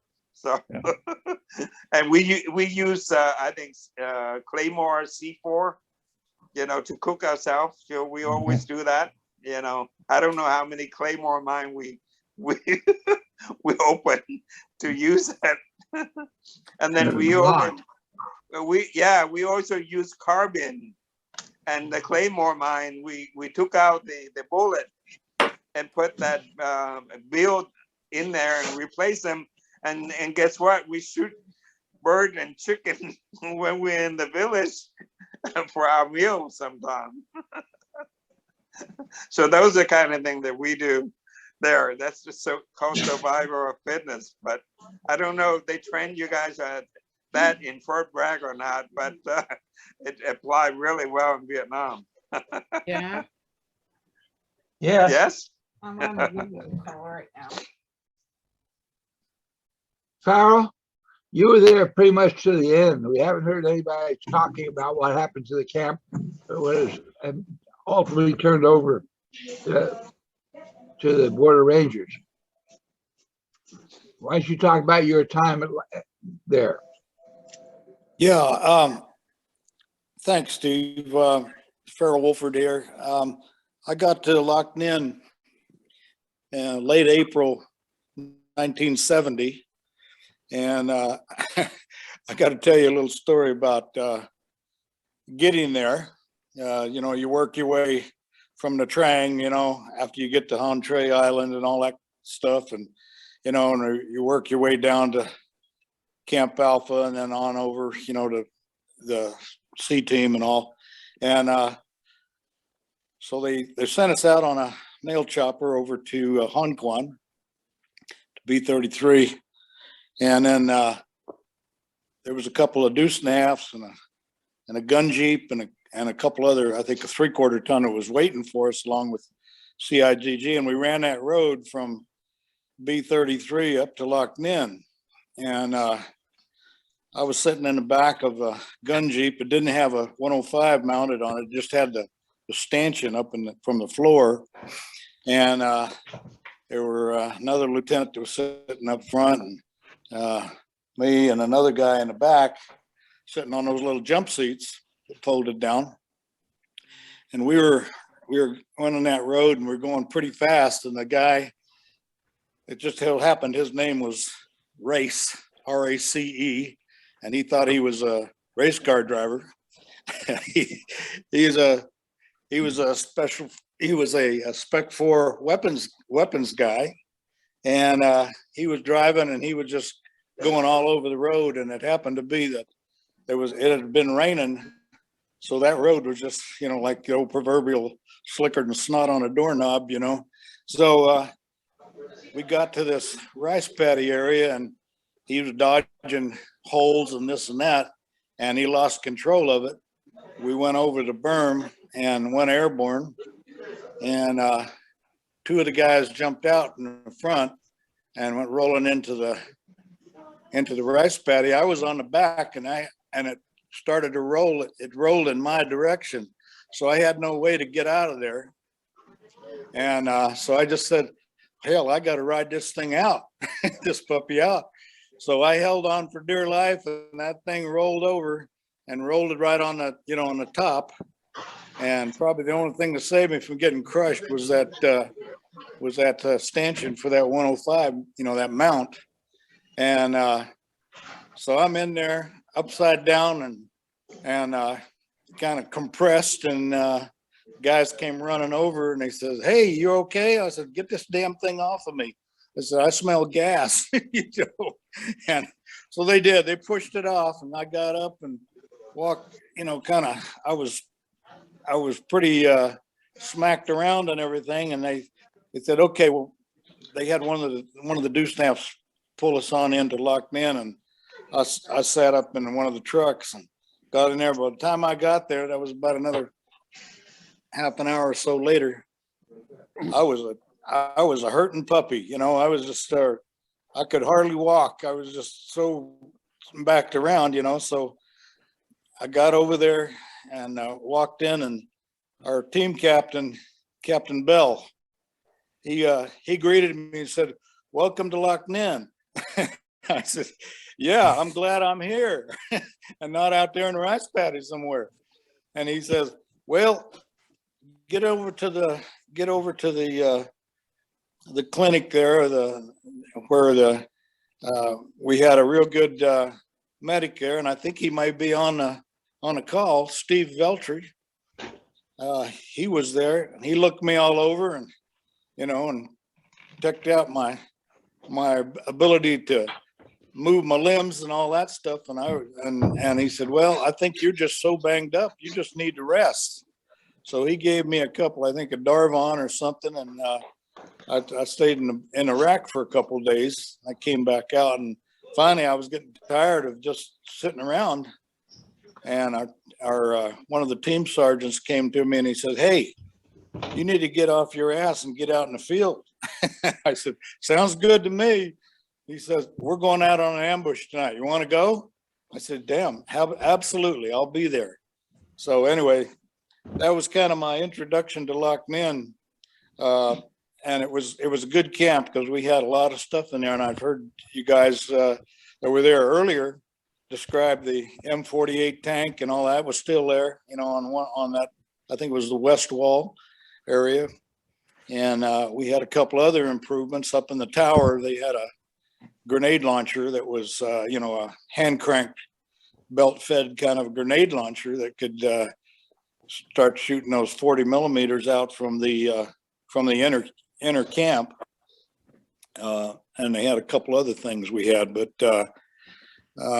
Spec 4 Race, he kind of redeemed himself though. He got salvaged a minigun off of a crashed helicopter, and he worked out something, and he he developed and welded up a kind of a rack so he could mount this minigun on the back of or actually it was in the middle of where the gun mount for 105 would be, and it was up higher, and he had it all set up with the separate batteries and everything for electrical current to shoot that thing. And we had it set up so we could use it as a drive-in Jeep minigun platform at various points along the walls, on that thing. So that worked really good. The only problem we had with it was that if you shot it and kept it going for any length of time, it would start to push itself out of that drive-in embankment, so you'd lose the defilade portion and all that. But it was certainly made you a believer if you tried to repeat something that happened in 67 or 68. Anyway, that was interesting. I was there as initially assigned there as the CAPO, the Civil Affairs Psychological Operations Officer. And so we had a full team at that time. Essentially, the B team commander asked me where I'd like to go. And I said, well, any of the camps. I'd love to get out there in the camps. And he said, well, we just had I guess about a week or so before I got there, they had a 122 come in and hit the team house there in Tonglashan, and it had a lot of casualties, and so they had to take and pull guys from Budap, one of our sister camps, and then from Loch Ninh to kind of flesh out Tonglashan because it pretty well decimated the command there and the team. So they said, okay, we're going to send you to Loch Ninh. Never heard of it, never knew anything about it, but I really enjoyed it while I was there. A lot of guys rotated in and out, and I don't know if any of you were there in 69, and if you we had a little terrier dog that was part of the mascot of the camp. His name was Ratman, and he would go out with us on operations. And the guy swore that he could smell out VC, but I don't know about that. But he was always seemed to be up between the command element in the middle with the radios and up around point, with the point guys for the CIDG that were out there in our company. So, but anyway, Ratman he was like mostly orange because of the color of the soil and everything around there, but he liked to roll around in that dirt and everything, and he was just loving that place. Matter of fact, Steve Veltri was kind of his mentor. Steve Veltri took care of him all the time, made sure he had his shots, and he was healthy and everything else. So Excuse me. I left Loch Ninh because I had of all things I was medevaced out. Hello? Go ahead. Go ahead. Yeah, I was medevaced out of there. I think it was late July of 1970. Of all things, I had a strangulated hernia. And so they medevaced me at night out of the place and sent down to after they triaged me a couple of places along the way, and I ended up at the 93rd Surge, surgical, is that what it? Yeah, 93rd in Benoit, and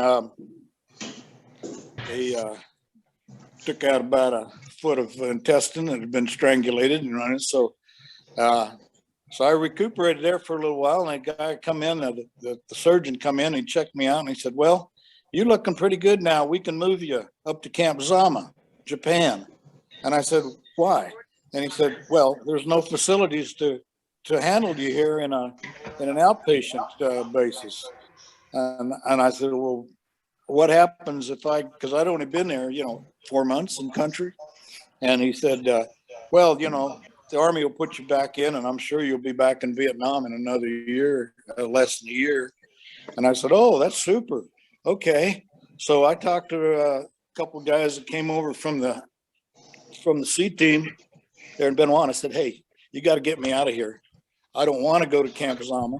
I said, talk to the doc over there at the surgeon. And I said, tell him I'll, as soon as I'm ambulatory, I can come back over there and do some administrative stuff until I can get back out in the field. I do not want to go out and take my chances of getting into another unit. I wanted to stay in special forces, you know.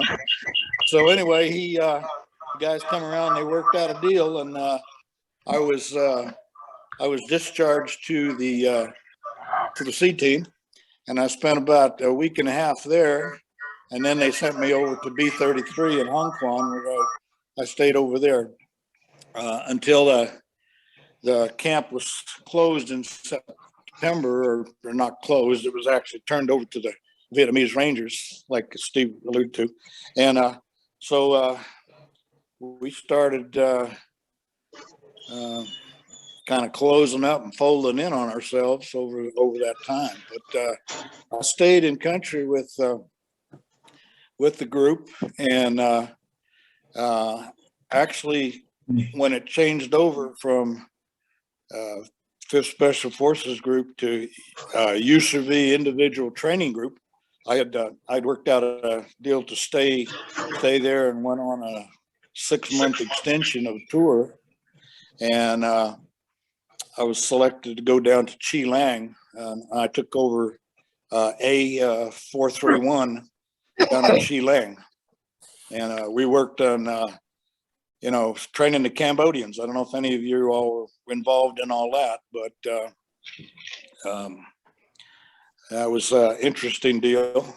And then finally, when we trained the last battalion that came in, we moved from Chi Lang over to Phuc Tuy, which was over near what is it, out of east of out in that area. And then I left from there in late November of '71. So had some interesting stuff going on, and I enjoyed it. One story I'd like to tell you was, well, two actually, if I got time. I got as a capo officer there in Loch Ninh. We always got a bunch of leaflets and stuff to scatter around, when we're on out on patrol and stuff. And I got this idea one day, and because we had an Air Force FAC that would come in there, and he loved to be in our mess hall. This guy was a big old guy. He was about 300 pounds, and he flew that little bird dog around, being a FAC, and he was great because he could relay those messages and get fire support to us and everything. But he decided that, hey, do you need any help? And I said, well, yeah, I got 2 big of these big bags full of Chu Hoi leaflets and everything. I said, I'd like to get those out there along the border, And so he said, come on, we'll go.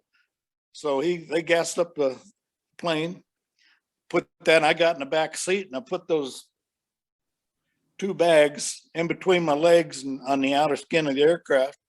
And we flew out, and we got along, went all along the border there. And I opened up the back windows. They just kind of made they didn't roll down or anything. Of course, they just kind of went out a little bit so you can get air circulation. And I started stuffing leaflets out all over the place there. and so we got in, and he said, I got to head back here. But he said, throw out the rest of them. And he said, matter of fact, I'm going to show you what I always do when I'm on a mission, because they had all these, they'd always have under the wings, they'd have a couple smoke rounds, and, on the 2.75 rockets. And then he had a couple of HEs as well. And so he said, okay, I'm going to fly right over on the other side, and you throw those things out as we go on, and we'll finish this up. And he said, then I'm going to make a big turn, and we'll come around. And he said, and I want you to watch what I do. I'm going to give him my calling card. So he did that. We got, and then his turn, he kind of got on an incline, he gained a little altitude and he punched off the two HE rockets he had with him, and they impacted over there in Cambodia, you know, because he wanted to just say, hey, we were here, you know, and then we flew back. Kind of a funny story, but he was interesting. But I'll tell you, at that time, I was about 175 pounds.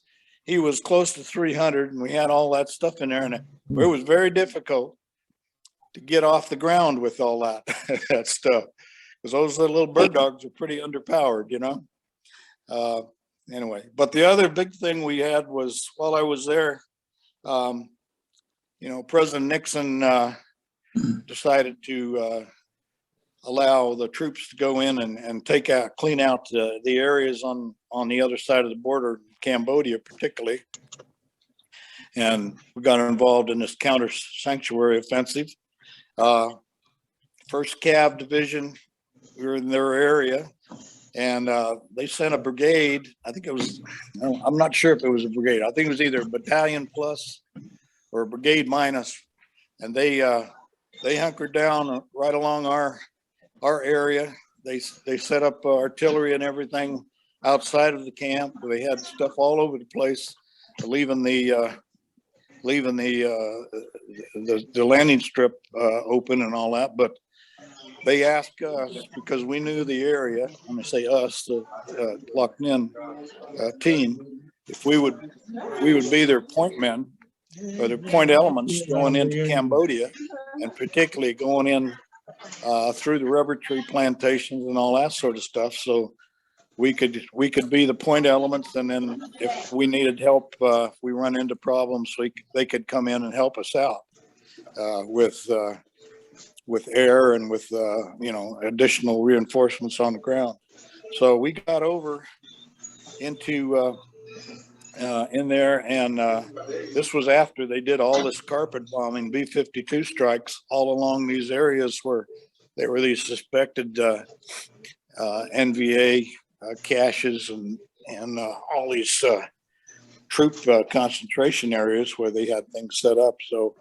So we went in to do that ahead of the first Cav, and our job was to locate any remaining supposedly untouched areas that had weapons, foods, and medical and ammunition stores in them, and then also do BDAs on all the B-52 strikes that went in there. And I'll tell you, we were in the field for almost a month doing that, and found several untouched areas. Most of the places we went to were so chewed up with those bomb craters, you know, and I know many of you guys have seen those. So yeah, that we couldn't recognize anything, but we did find several of these camps, and we got a lot of stuff destroyed, and they brought in CH-46 helicopters and CH-46 47s, and sling loaded out a lot of weapons and things out of there. So anyway, that was kind of my experience there. I enjoyed it a lot. My wife didn't enjoy it because she wasn't too happy when I told her that I had extended my tour. But as it turned out, I got a chance I was promoted in country to captain, and I got an ITT over to Okinawa, to the SAF Asia over there, Special Action Force Asia, first group. And we had an accompanied tour over there for 2.5 years. So that worked out really well. I enjoyed it. And anyway, that's my story as far as Vietnam goes. I'd like to add on to your trip to Hong Kong. We used to do that as a routine monthly. We go there and give them black pajama or some AK, not AK, but whatever we can find. And then we get a truckload of food for us. And one thing about Lieutenant Barkham probably know about that. But one thing that I think Loc Ninh was the top eating spot in Vietnam, because Yes. we had a former French chef, Vietnamese French chef Yeah. that worked Right. for the plantation, and he was the best chef ever. He can make everything Very from good scratch. cook. And we have some of the best steak. You know, I mean, I'm talking about like can be some of the top restaurant, you know, in the U.S. And he make everything for us. So we have some of the best meal ever. I think that's one of the most memorable, you know, and that, you know,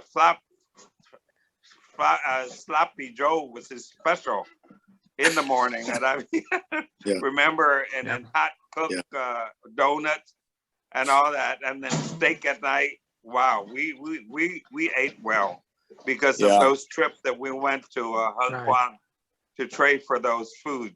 And Lieutenant, did you ever make that, or Malcolm? Did you ever done that?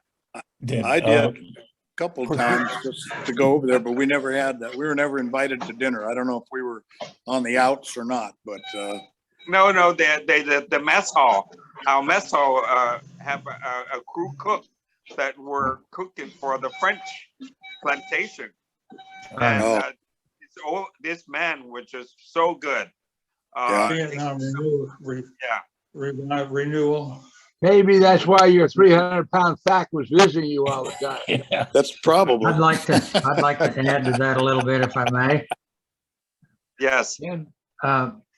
Yes, he was a terrific cook until we ran completely out of everything except dehydrated potatoes and salmon. And one of the men on the team was allergic to any kind of seafood, and so he wouldn't fix the salmon. So it was dehydrated potatoes for breakfast, lunch, and dinner for about 2 weeks, and then finally we did some scrounging and got some filet mignon, and I've never had filet mignon any better than what he fixed there. Once we did get some supply of food.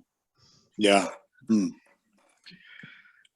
Somebody mentioned that there was one of the units was a staying yard group.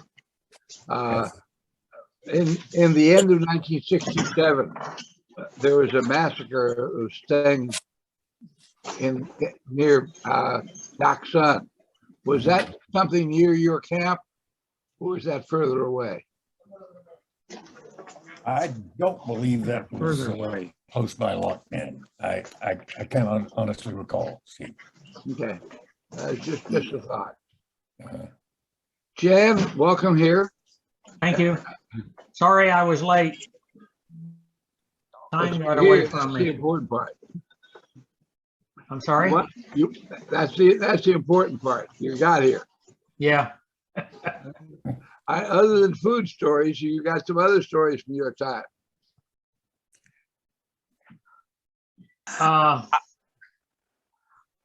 Well, I was anxious to see Reisinger here. He was the medic that patched me up when I got wounded, and I see he's listed YE. So I was hoping to see him.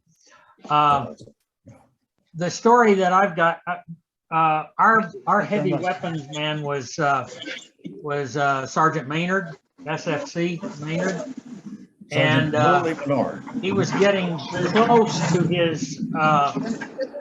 his separation from Vietnam, and he was getting ready to end his career in the Army. He had nearly 20 years in, and so we went out on, I wasn't with them, but a team went out on an operation and got caught in an ambush. I couldn't believe that story myself, but the ambush was initiated with Sergeant Maynard straddling a Claymore mine, and it blew him up in the air. And when he woke up, the interpreter was on his way over to him, and of course the units were firefighting, and he made his way to a safe location, and none of us could believe, but he was, all of this time, he had spent 20 years in the Army and had never gotten a Purple Heart. Well, because of that operation, he caught a piece of frag between the web of his thumb and index finger and got a Purple Heart for it.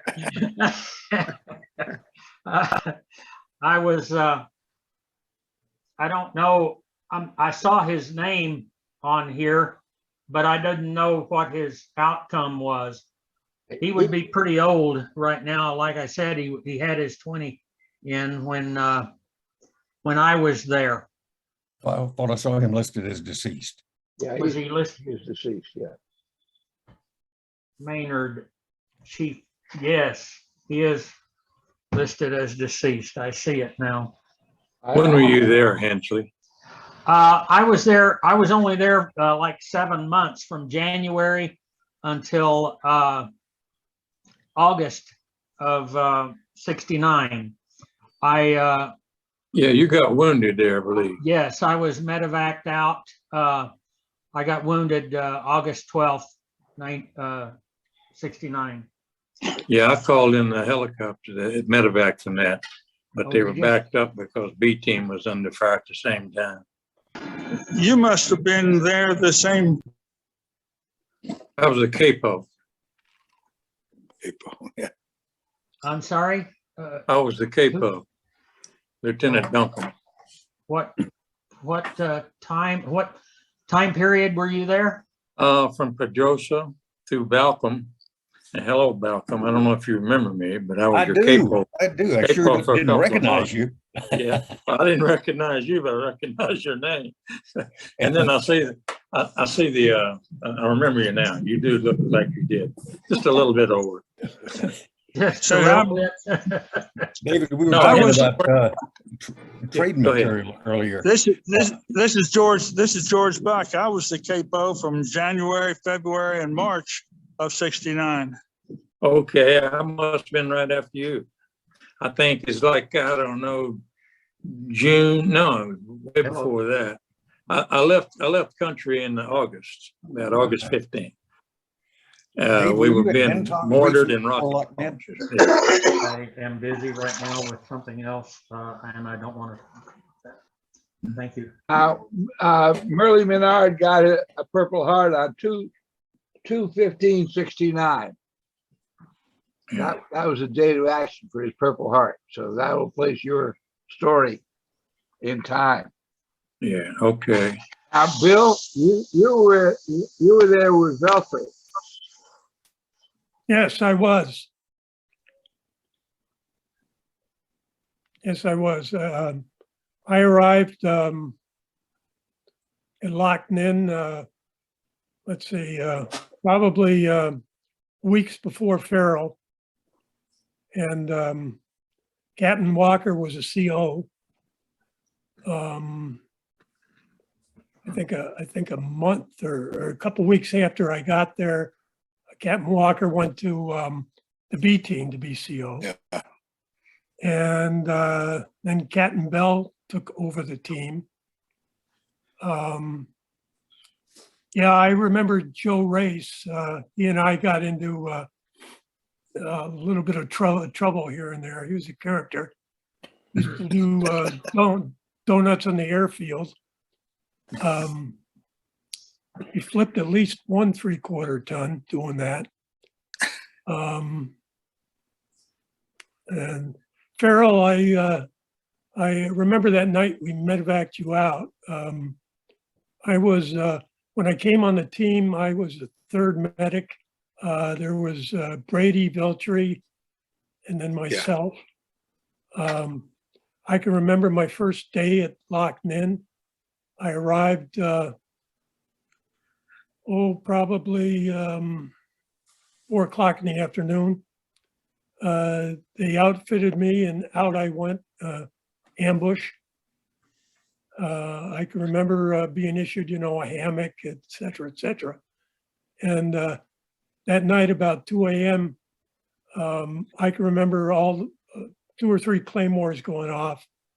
And I said, oh, wow, we're in a world of shit. And about, 5 minutes later, a bunch of yards came up the trail, smiling, grinning ear to ear, boxy, boxy, boku chop chop. Well, they ambushed a family of wild pigs. So they got the big sow and a bunch of the little ones. And those guys love to eat. Let's see if I can just reminisce a little bit, perhaps on the funnier side. I can remember one of my first operations in the field, mentioning to the other American, I forget who it was, about the SIDS, how well they were camouflaging themselves because they had all these leaves stuffed in their packs and stuff. And he laughed at me and he says, man, haven't you ever seen marijuana? That is to go through the jungle and they stuff their packs full of weed. I can remember, let's see, I don't think it was the same cook. Our cook was Charlie Brown. He was famous for, you want breakfast, pancake? And Pancake, yeah. I don't think he'd ever cooked a sirloin steak. Let's see, I can remember, let's see, our interpreters there were On. Yeah. Tom. On, I think, was around for a while.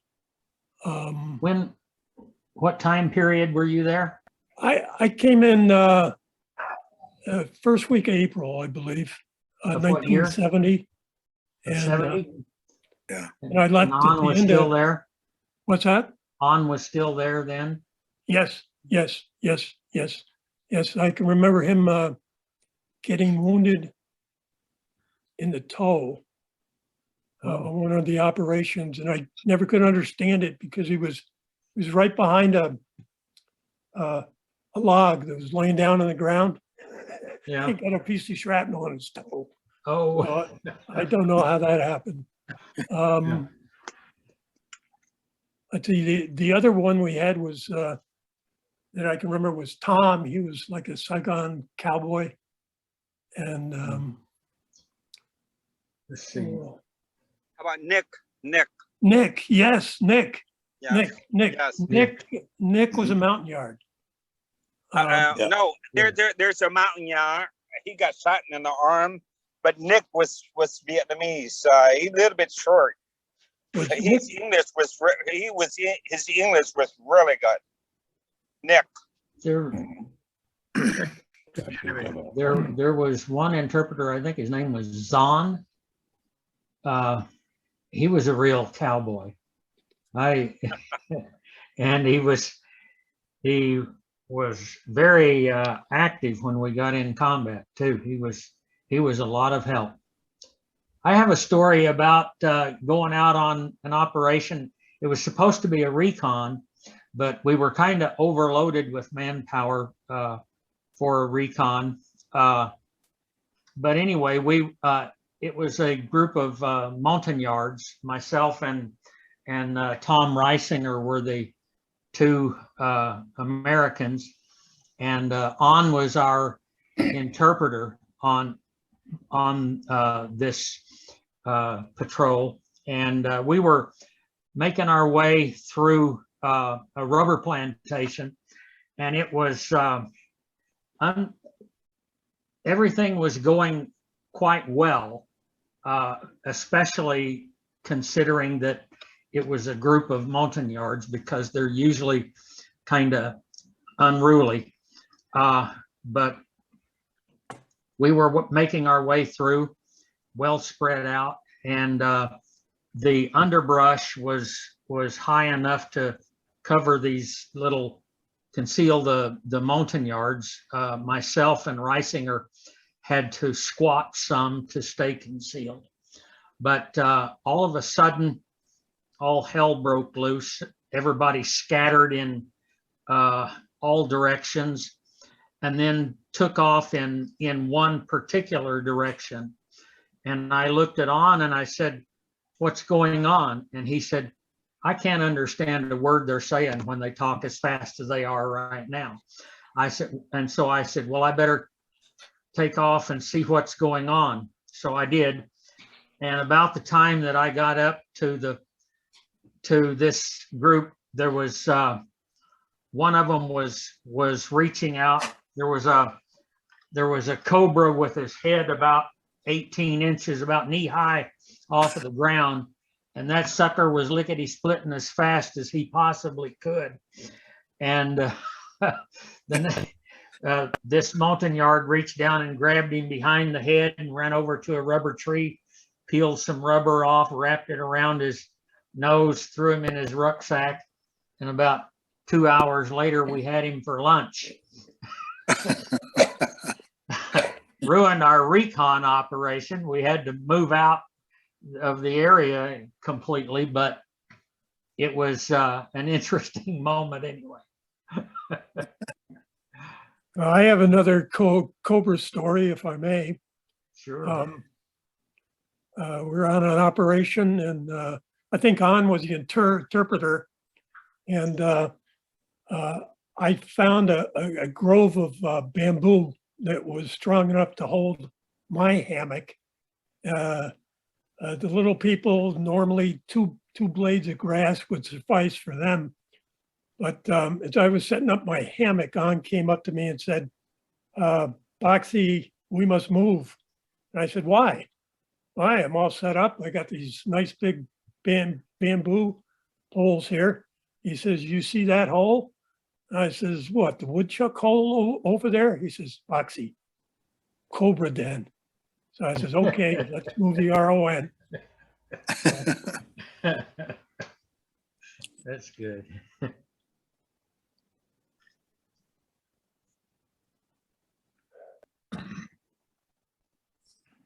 Hey, Bill, this is Farrell. Yeah, Farrell. Yeah, I just remembered a couple of times when we went out on these med caps, with Yeah, the Village old, 7, remember that one? yeah. Yeah. And driving that, you're driving that old 3/4 ton cracker box out around, and and we went back to these little villages and everything. And I never forget the time when we stopped there and you were looking at some people and they were coming up, and and you were checking them out, and up walks this little kid, and he had a looked like a shingle that had several nails in it, and they were protruding out the top of his foot. You remember that? Yeah, I don't specifically remember the wound, but I do remember the little kid. I think it was a flesh wound. Yeah. But he was so stoic, wasn't crying or anything. It's like he'd had that on him for quite a while or something, but my gosh, amazing. You took care of him. I remember I was a little concerned going up to Village 7 because we didn't have much security at all. Yeah. I think we had maybe 4 or 5 SIG, and that was it. Yeah, that's about it. I think we had like 2 vehicles. That could have been a little bit hairy. Yeah. It turned out okay. Yeah, it did. You got to check that box in your report.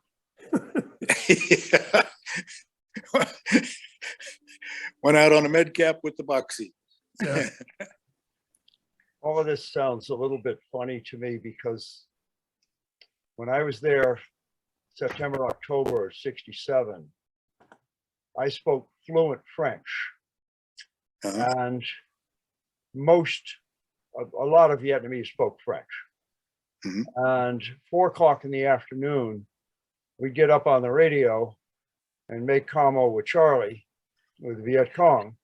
And we'd basically discuss where we were going the next day to make sure that there were no unpleasant incidents of bumping into each other. And so literally there was I remember there was a grapefruit plantation area, there was oranges, there were various crop areas. And we'd go out and get oranges one day. They were actually green. And then the next day they'd go out somewhere and get bananas. And we just made sure that, there was no unpleasantness, that nobody bumped into anything accidentally. We pretty much knew where their base camps were. When you had the map up earlier, I'm looking there at 6607, I think it was, square. And that was a VC base camp area. And, it sounded, for us to go out actually on a patrol and make contact was not all that common. We mostly searched and avoided. And so, yeah, right in there, right in that little valley there was an absolute hotbed. And but it was really interesting because we actually had a sort of semi-official arrangement where they went to the whorehouse on odd days of the week and we went to the whorehouse on even days of the week downtown and met on Sunday afternoons for dinner at the Chinese restaurant. And then of course the Battle of Loch Ninh hit and everything went to shit. So, so different war for me in a sense. Yeah. Let me share a story. I had sea ration just like the special forces, and the Vietnamese always liked me because I don't smoke, right? So I have extra cigarette. I eat the pound cake and all that, but I would be giving them those cigarette, like 5, 6 of them in there, right? You remember? Yeah. And so even though I was very young, but I was like runaway kids. I didn't care about anything. When I put on that uniform, I think I'm somebody, and I don't care if I'm going to die. So I got respect. Plus, I was a little bit. I'm 5'9", 5'10". That's pretty tall for Vietnamese, even though my face was just, real young. But just because I was an interpreter and they want favoritism and sometimes buy cigarette for them, and so especially CO, those companies, we have like 1 Vietnamese, one Mountaineer, and then 2 Cambodian. If you remember, we always have that, right? And then the Cambodian, I've heard that like around 69, were allowed to. I mean, we're sent to Cambodia. Didn't you know that? Remember that? That was after my time, but they had come across before I got there and Chuhoyed into the camp. And I guess that was during Pol Pot times. They were not sent there until after June of 1970. They may have gone there on their own. Yes. They were Yes. not sent there. Yeah, with weapon, I remember because I went back and visited, and I said, what happened to the Cambodian? Because I remember, they used to go out there and carry that pig's tooth, and they think they're not going to get shot. You remember? they carry it on their neck, right? And that's why they were. That's why they were. They thought they were the best soldier because they don't think they're going to get shot. And so they were really good, They were tough guys, great small unit tactics, some of the best in country that I ever worked with out of Loch Ninh. They were super soldiers. Yeah, they really got some really good commanding officer, the company commander, and they really disciplined. I seen them put them out there and put them in tiger case, and then whip them and beat them in front of everybody else, So they were really good, and the Mountain Yai were like local, and someone would bring the whole family with them inside there. So you remember the nurse, all the nurse? Yes. All the medics, I remember them. I remember Doc Lee was treating a lot of people with malaria. He would get the big barrel of ice, right? And then put them in there. And I know that we used to unload a lot of Agent Orange there. Yes, 55 gallon drums. Yeah, and that's why we got quite a few people left early because of cancer. Lieutenant Hunt, and then Kazan, got cancer because of that. And so we were a hot spot for low and unload, of Agent Orange. I'm lucky that I didn't. I might have, but I'm still alive. So I'm 69, by the way. So you think back, I was about 14 and 15. So, but yeah. What's that? I'm pushing 80, but I got doused with Agent Orange 3 times in B-36, and quite literally walking through the woods, and it was just dripping off the trees on us. And it's amazing to me that I've always expected to die of cancer. Maybe it'll come, but they also told me I'd be dead by the time I was 30, and hey, 11 bullet holes later, I'm still here. So, yeah. Also, we have secret operation, just in case you don't want to disclose. But I think it's a fun thing now that I disclose. May I get your permission there, the CO and XO? But in Loch Ninh, I know that we make secret operation to a lady's house, her house. Yes, yes, we did. We did that a couple of times. Yeah, Somebody CA made psyop mention, I operation. think it was Steve made mention that we had there was a report that went out about the VC attacking all the border towns, the border camps, in order to draw American troops towards the border and out of the cities in preparation of Tet. We had 2 people in the camp in 67 who were actually on loan from the agency. Now, one of them was named Callahan. That was his Cover name. field name, code name.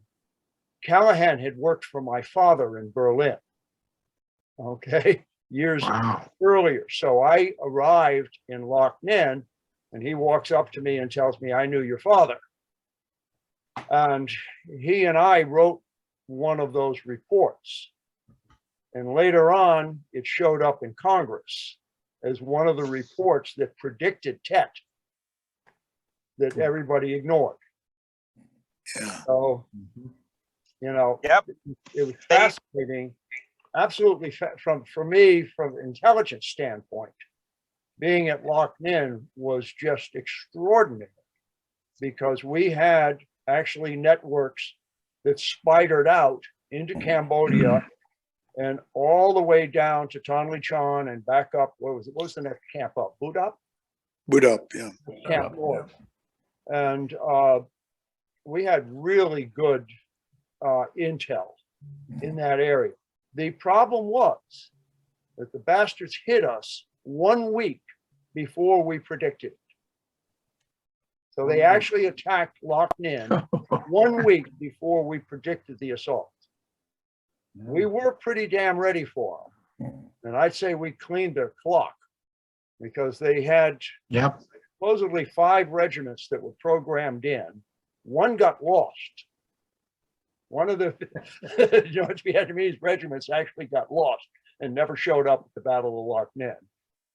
2 of them hit us the first night, and they brought 2 or a regiment and a half or so came in for the next few nights and whatever.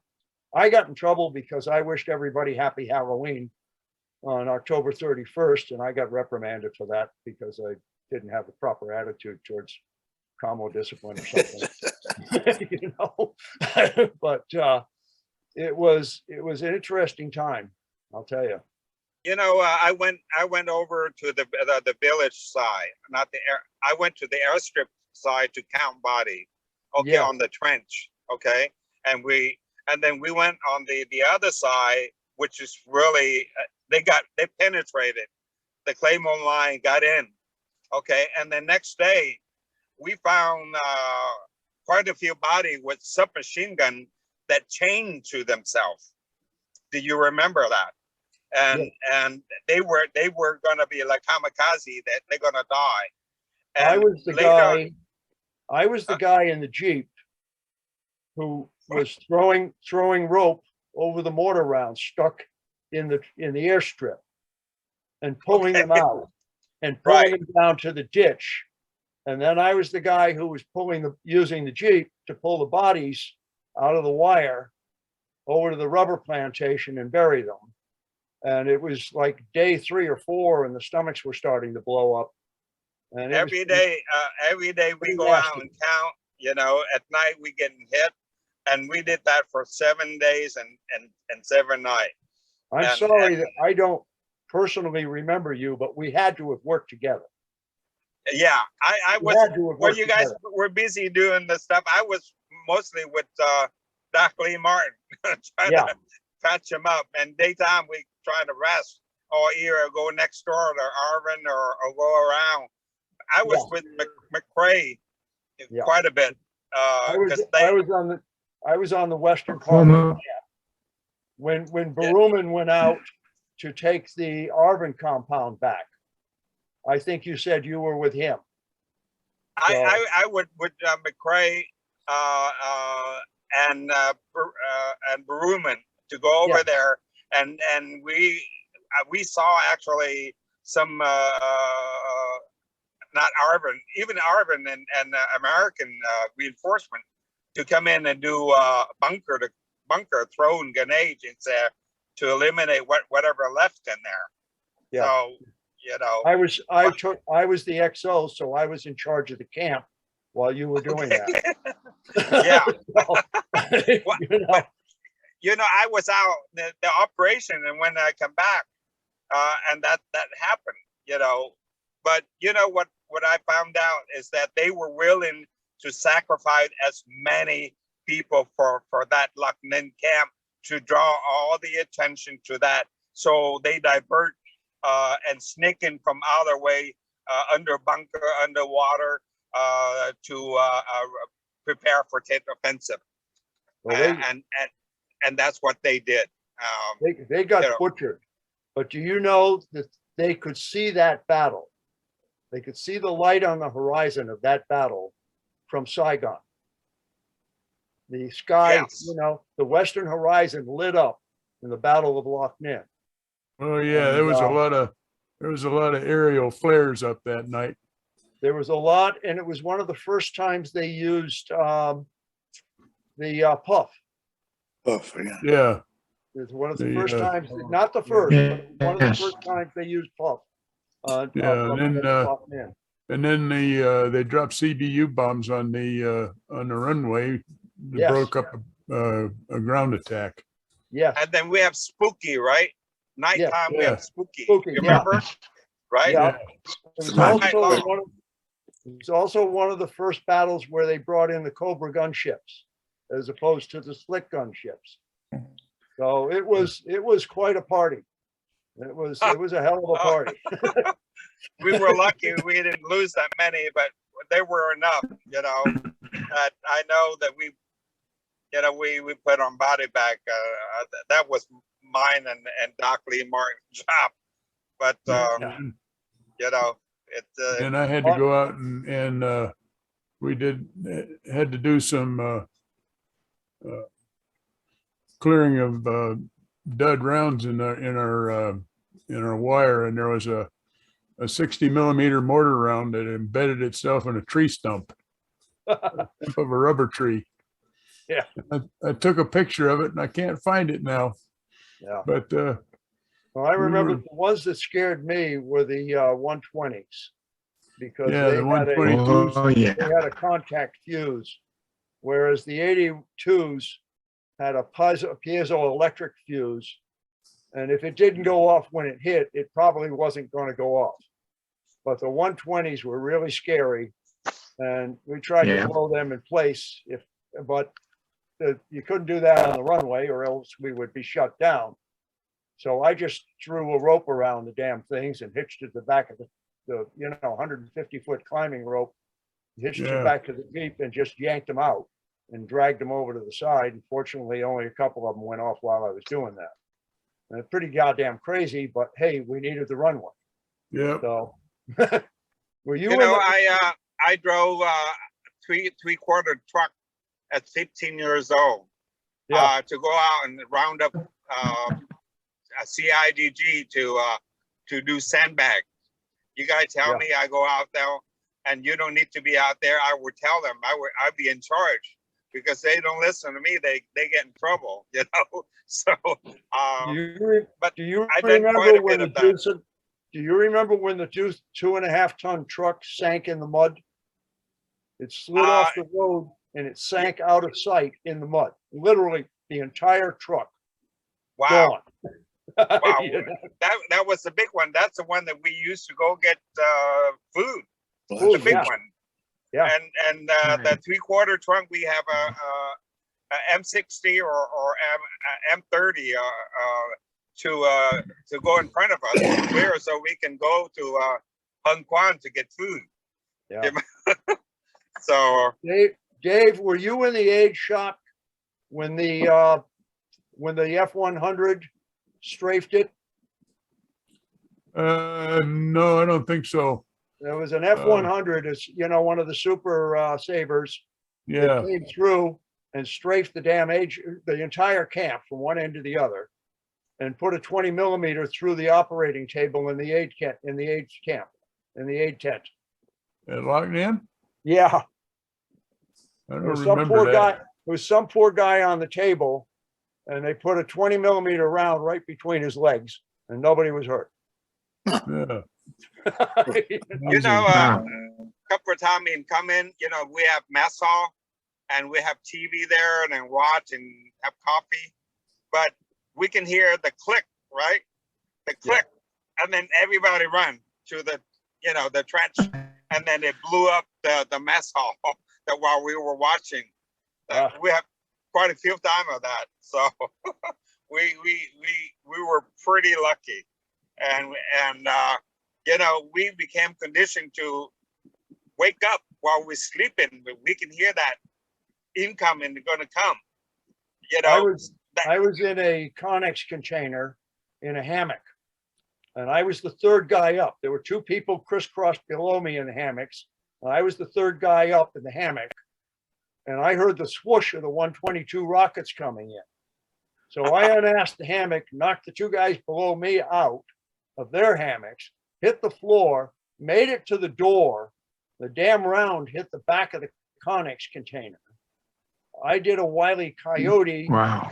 Flew through the air, hit the wall upside down on my back, slid down, did the like this, and went back to work. And not a scratch on me, for God's sake. But, blood out the ears and all the rest of that from the concussion. I'm going to step in here and put in a little advertisement.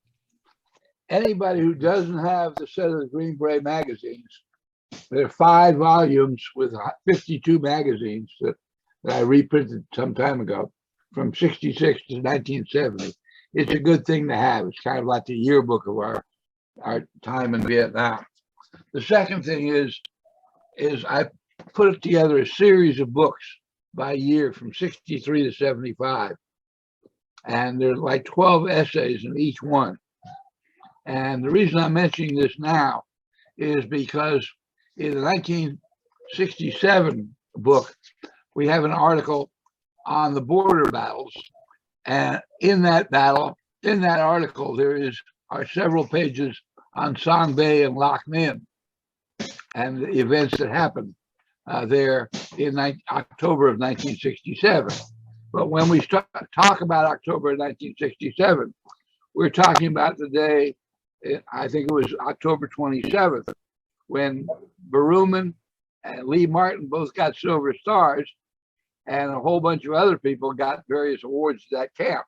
So I think it would be appropriate for Lee, as being the only person here, or at least one of the people here, to tell us a little bit about what happened on the 27th of October of 67. Okay, I can tell you that we had pretty good advance intel that we might be a target, a high chance of that happening. And so Berowman wanted to make sure that all of us were in our proper positions, sleep there the night. If you can sleep standing up, do it, but preferably do it low. You don't want to be standing up tonight. And boy, were they dead on that. And I had one of the mascots of the two dogs. One was named Tiger, and he slept underneath my bed every night in the medical bunker. And I was having a hard time going to sleep. Berowman wanted us to get some rest because he figured you're going to be up, and you might be up 2 or 3 nights here. And the first rounds that came into our camp were almost direct hits on the inner perimeter. It took out our mess hall pretty much, and our food storage, and some very close to the medical bunker. And of course, it woke me up, and it felt like a giant earthquake going on. So I rolled out of bed to get underneath my bed. Now, this is just a cot, but you know, young 20-year-old, it's not too far from puberty. But anyway, all I saw and heard was this big mouth full of nasty looking teeth, salivating and growling. And boy, he was ready to bite my head off. And that was Tiger. And he was not going to let me go underneath that cot. So I had to get up. I had my flak vest on, got my helmet on. And about that time, somebody was banging on the little door, and it was a French style door. So the top opened and the bottom opened separately. And they were yelling, "Boxy, Boxy." So I thought it was Dobandu, but it wasn't. It was somebody else. And it said, "Many wounded on wall, many wounded on wall." And I said, "Okay, go tell them to crawl towards me and I'll get them." He said, "No, Boxy, Americans on the wall wounded." Well, I left my bunker because that's a fellow American. Grabbed my M5 kit and my flak vest and helmet on, went out. I went to Berowman's quarters first to see if he was, I didn't think he'd be asleep, but he was gone. And Top was someplace else. I think they were in the mortar pits. So I went out. The gate was open out of the inner perimeter to the outer perimeter. So I went across some open ground, and about that time, some mortars started coming in, and I decided that I could set a new record with a 100-yard dash, and I think I did. But I got into a bunker, and indeed, there was wounded people in the bunker. Most of them had deaf ears at that point. No Americans, though. So I was working on them, and I looked up through the slit of the bunker. We had good flares up, and Spooky was overhead dropping flares. And all I could see was this mass of humanity coming out of the out of the rubber trees, coming across our airstrip, and there's an old quote in a World War II movie called D-Day, and there's a German officer trying to tell his commanding officer, because he was asking, well, where's the enemy and how many? And his reply was, they're all over and they're all coming right after me. And that's the way I felt. And so I thought, okay, now what? So I ducked down because I could see green tracers coming into the camp and including hitting the bunker that I was in, and wanted to give a little that slit so I didn't get hit in the head. And just a little bit after that, I heard a sound I'd never heard before. So I poked up my head to look, and I was looking at the airstrip, and where we had metal mats down, most of it was cement, but metal mats was just a whole flame of sparks, thousands of them. And the sound was a woo woo. And then it came around again, and I thought, wow, whatever that is, I want to get one of those for Christmas. It took out probably a battalion in the open, and it was Puff. He dropped flares, he saw it, coordinated it, that I understand, come out, whatever. Well, they got them all, and that broke their back there for about an hour or two. And Lee, so I'm afraid I owe you picked up an the wounded apology. guy. Lee, I'm afraid I owed you an apology because I got reported wounded or KIA'd, and I might have been the American that you were told to go out and get. I'm sorry. Wow. What's your phone number? Where do you live? I'm here and doing fine. I mean, I was up in the 81 mortar pit and on the west side, west point of the camp. And I gave a signal to check fire, you know, the hand over the mortar tube. Right. And it was pitch black. And they didn't see it, and they dropped around, and I had ducked down to answer the radio. So my head was about 3 inches from the end of the tube. Oh, God. And they dropped around. So at the talk, they heard this is Alpha 7, you know, this is Alpha 7, this is Alpha 7. Wham! Ah! And I disappeared. And they didn't hear from me until the next day. And I couldn't hear, I couldn't talk, I couldn't do shit, you know. And so I apologize. I might have been that wounded American, and I'm sorry I asked you to do a house call. Well, let me jump in here. Well, and the house point out call. the other names.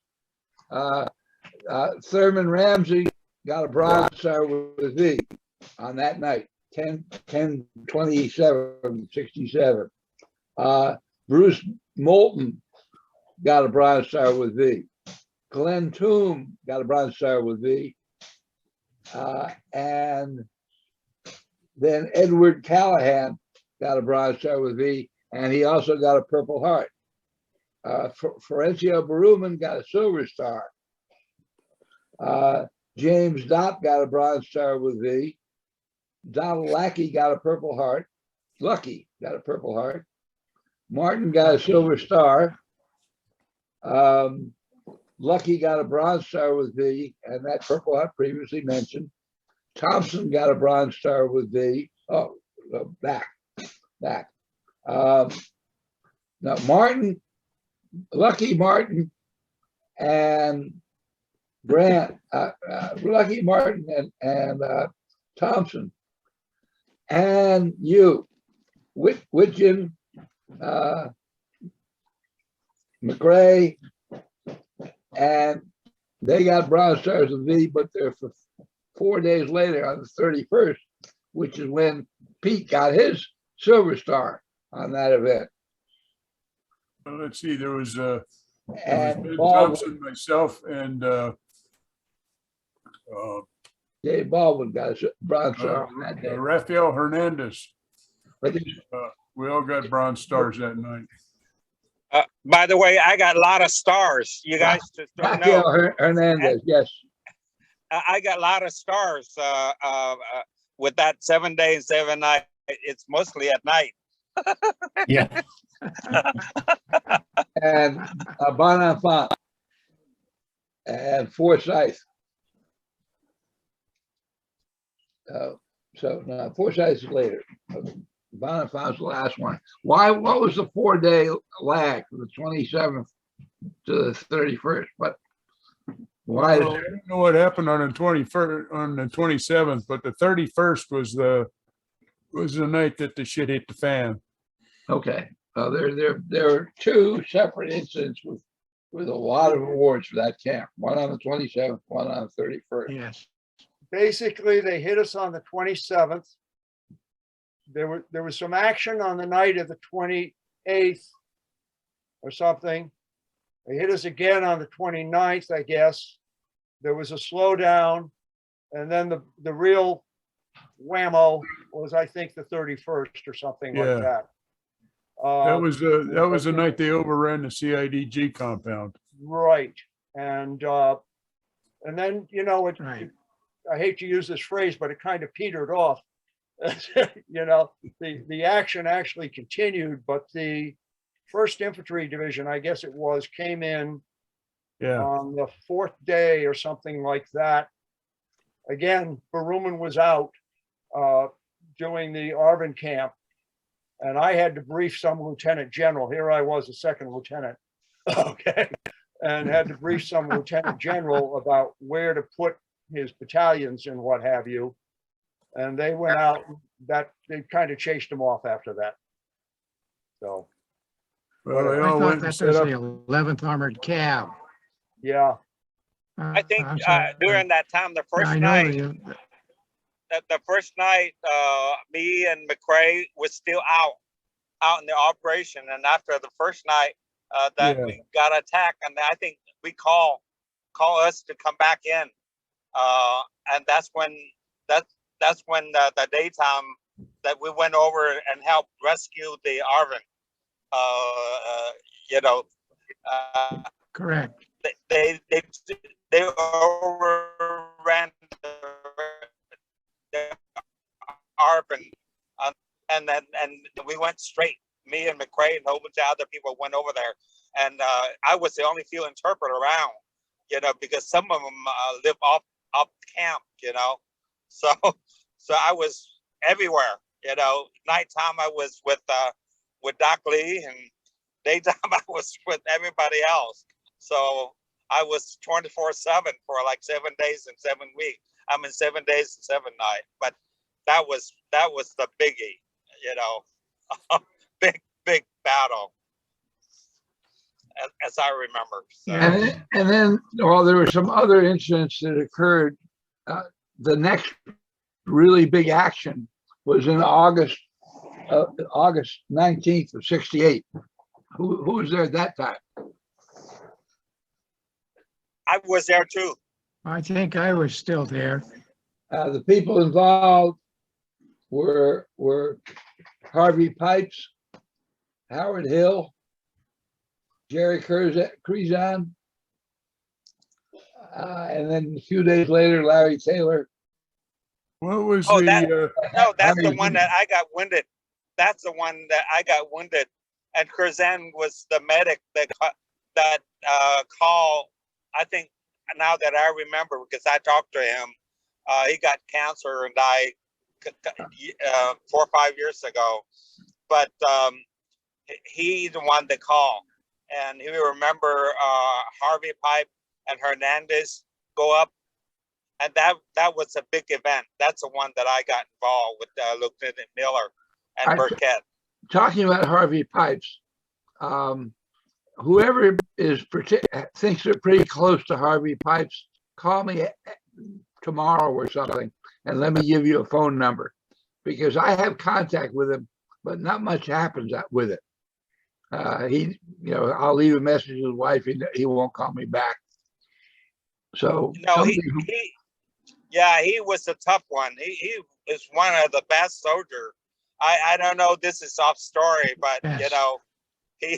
I heard that when he trying to get the troop going to village 5 to help us. And somebody resisted him, and he took out the gun and shoot him. Say, if you don't leave, son, I'm gonna kill you right now. and you know, that's what happened. And was going to recommend reprimand for that person that did not obey the order in the very serious situation engaging with the enemy. So I don't want to name name, but Well, in any event, I have a number for him. If anybody wants numbers, I have numbers for a number of people who either don't have emails or were not didn't think they were capable of coming up here on the Zoom meeting. I don't know why, because everybody else made it up there. We didn't seem that kind of trouble. But Veltri and Baruman, they're all out there. Yeah. So I've got contact with them. And I would have liked to have them here, but that's not the way it works. However, I think we have a good session over here. So, Steve, I got a question for you. When was the incident that Gilbert Benavides was involved in? Roy Benavides. Roy Benavides. Okay. Was he with Strike Force? Was he with Strike Force or Mike Force? No, he was with Sigma. Okay. SOG. So that was something going on in around Loch Ninh at the time, and I never could connect the two. Well, they were launching out of there. Oh, okay. That's correct. I witnessed a lot of that launch. And also when his quote unquote body was brought back in from where they had been inserted back to the camp. And I brought extra body bags out to help this unit and this medic.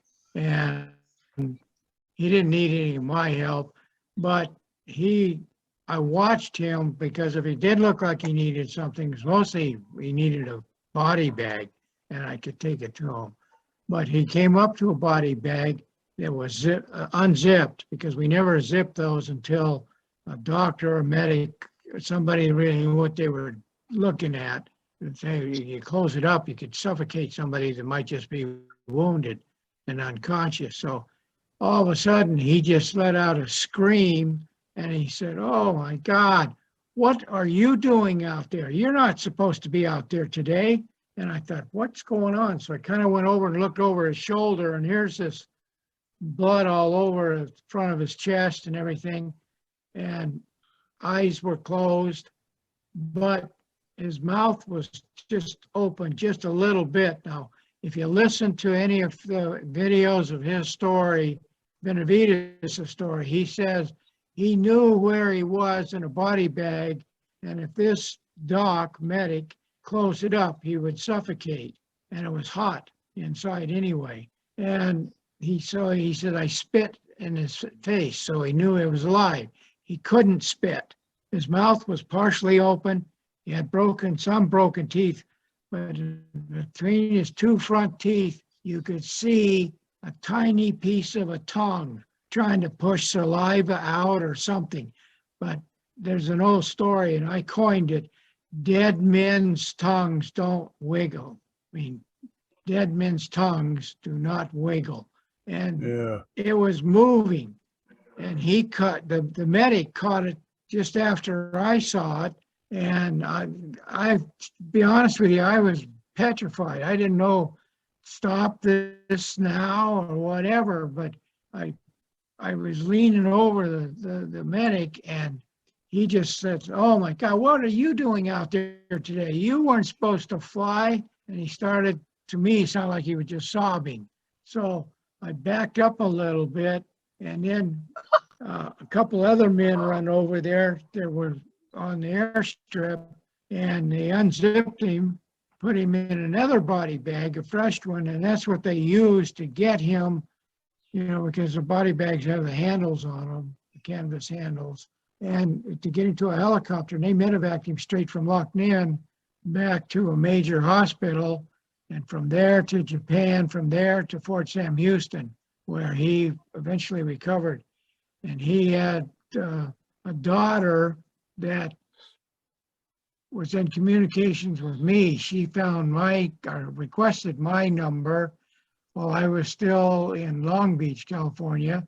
And we communicated, and she said, well, your Special Forces group in LA, and I belong to that, has requested us to come out and talk to the group about my father, who had passed away at home, but he survived the hospitals, home, and everything else.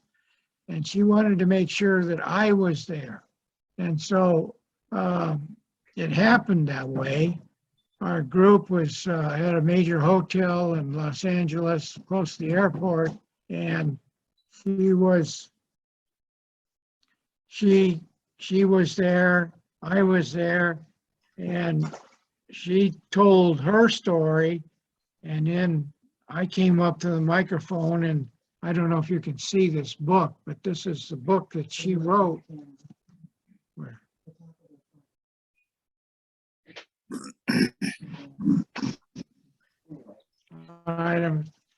But it's called Tango Mike Mike, Master Sergeant Roy P. Benavides, and the author is his daughter, Yvette Benavides Garcia. And so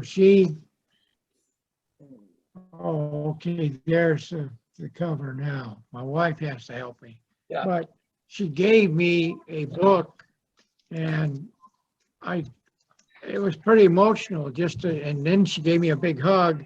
But when I got back to my chair and she was signing other books, I opened up the book and I was looking at it, and inside of it,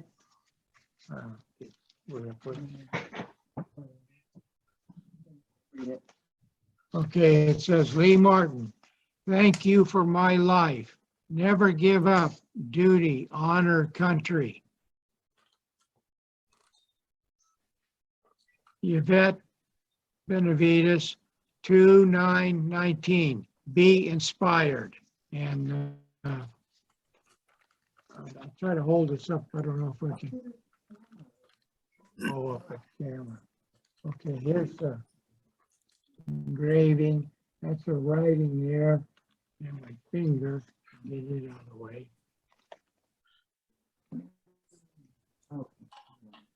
So, and some might not be familiar with that expression, Tango Mike Mike. It's become a rallying cry for SF in the years since, representing the mad Mexican in that action. Our chapter has some relationship right. with family here at Houston, and they were out there different events we've had, and I'm looking for the book. I don't know where I've got it on my shelf. I was going to hope to give you a better picture, but that happened on May 2nd of 1968. So if you want to place it in time, that's the time. That was an extraordinary action. Yeah, that's what I have with my notes.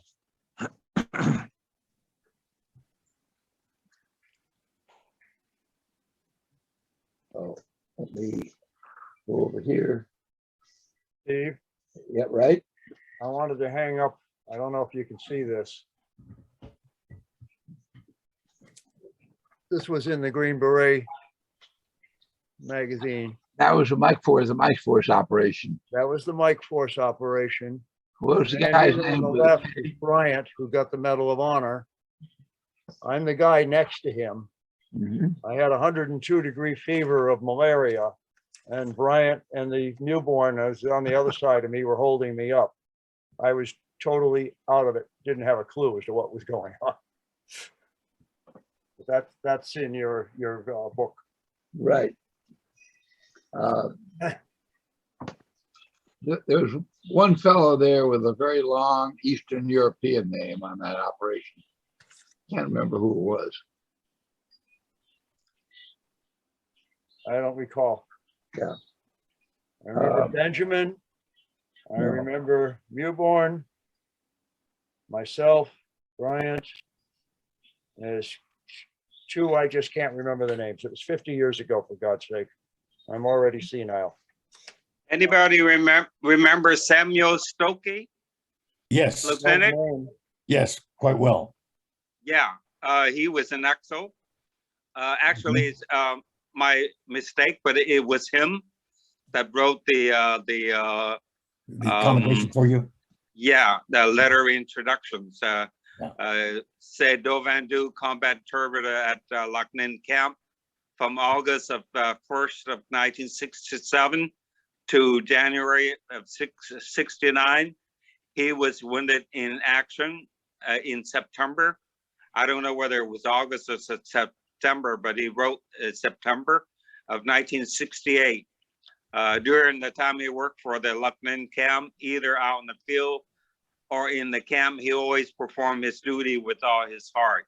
So it's a Department of Army detachment A-331, 5th Special Forces and all that, you know. So I also got one from B-33 surgeon also, and then the medical discharge from the A-team too. So, but yeah, I have some pictures of me and Lieutenant Hunt.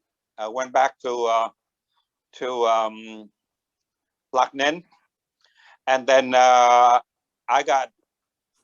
we got in touch with the two top guy,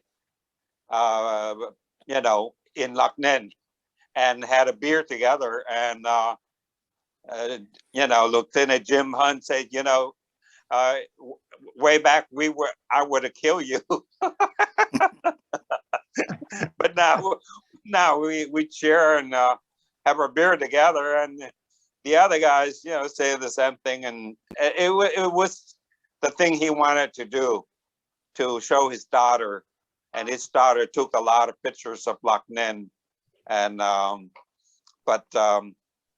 anyway, I want to share you another story too, that Arvin in Loch Ninh, were, you know, we were like, we treat him like children. We come back and there's a billiard place in downtown. I don't know any of you remember that. And we wanted to play. We just got back, and one of the guy got a grenade that he took out the explosive, right? So, and then put it back in, and those guys say, what the hell you guys think you are? So he just pulled the plug and threw the grenade on the billiard table, and they all ran. So we took it and played. So It was ours now.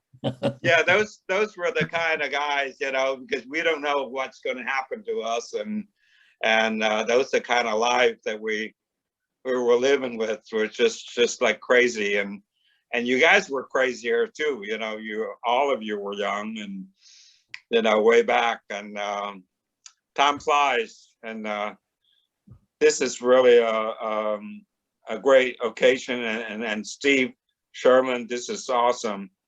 You know, we've been through a lot, and we can never forget this experience. But be able to reconnect with, even though our faces are different now, but I think our soul and spirit and camaraderie is there still, right?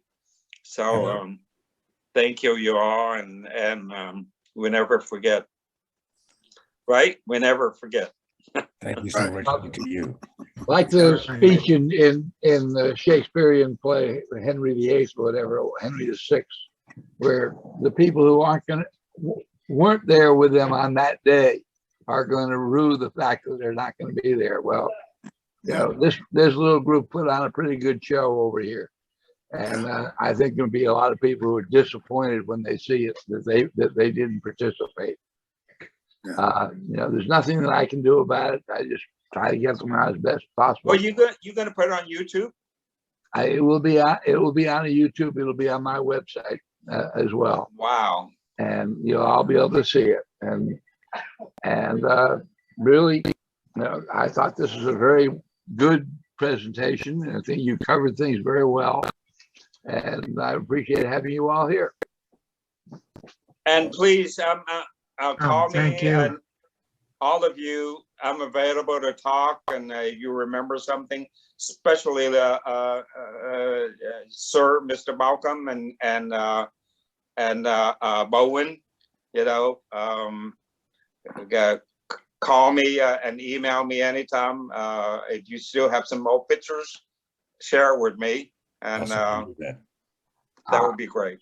I have a website called specialforcesphotos.com as opposed to specialforcesbooks.com. At photos.com, you go up there and you register using your whole name. Don't give me any little handle because I won't know who you were. Anybody whose name I have in my database, I approve. If he's not in the database, he's a Russian bot, and I throw him out right as soon as I see it. So don't make James VOF or something like that. He's gone. Theoretically, on that website, it's a program called Coppermine. Though you might want to help me out on it. Take a look at it because it's just not doing exactly what I wanted to do. I made albums for every single camp in Vietnam and some sub albums where there were a lot of things going on. And you can go up there and upload your picture into an album. And you can then write a caption, and then another guy can come by and say, I'm the third guy from the left. The problem I'm having is that when I see the albums listed, the same other guy or another guy at the same time will look there and won't see the album listed that I see. So if you go up there and find a way of telling me what the hell's going on, I would appreciate it. It's not my program. It's a commercial program called Coppermine. It's really good, allowing for lots and lots of pictures. And I don't have to do the work on it. On Special Forces books, it's hands-on all the time. So, that's usually, there's lots of good things here that we've got. And I've got numbers like Joe was talking about Stokely.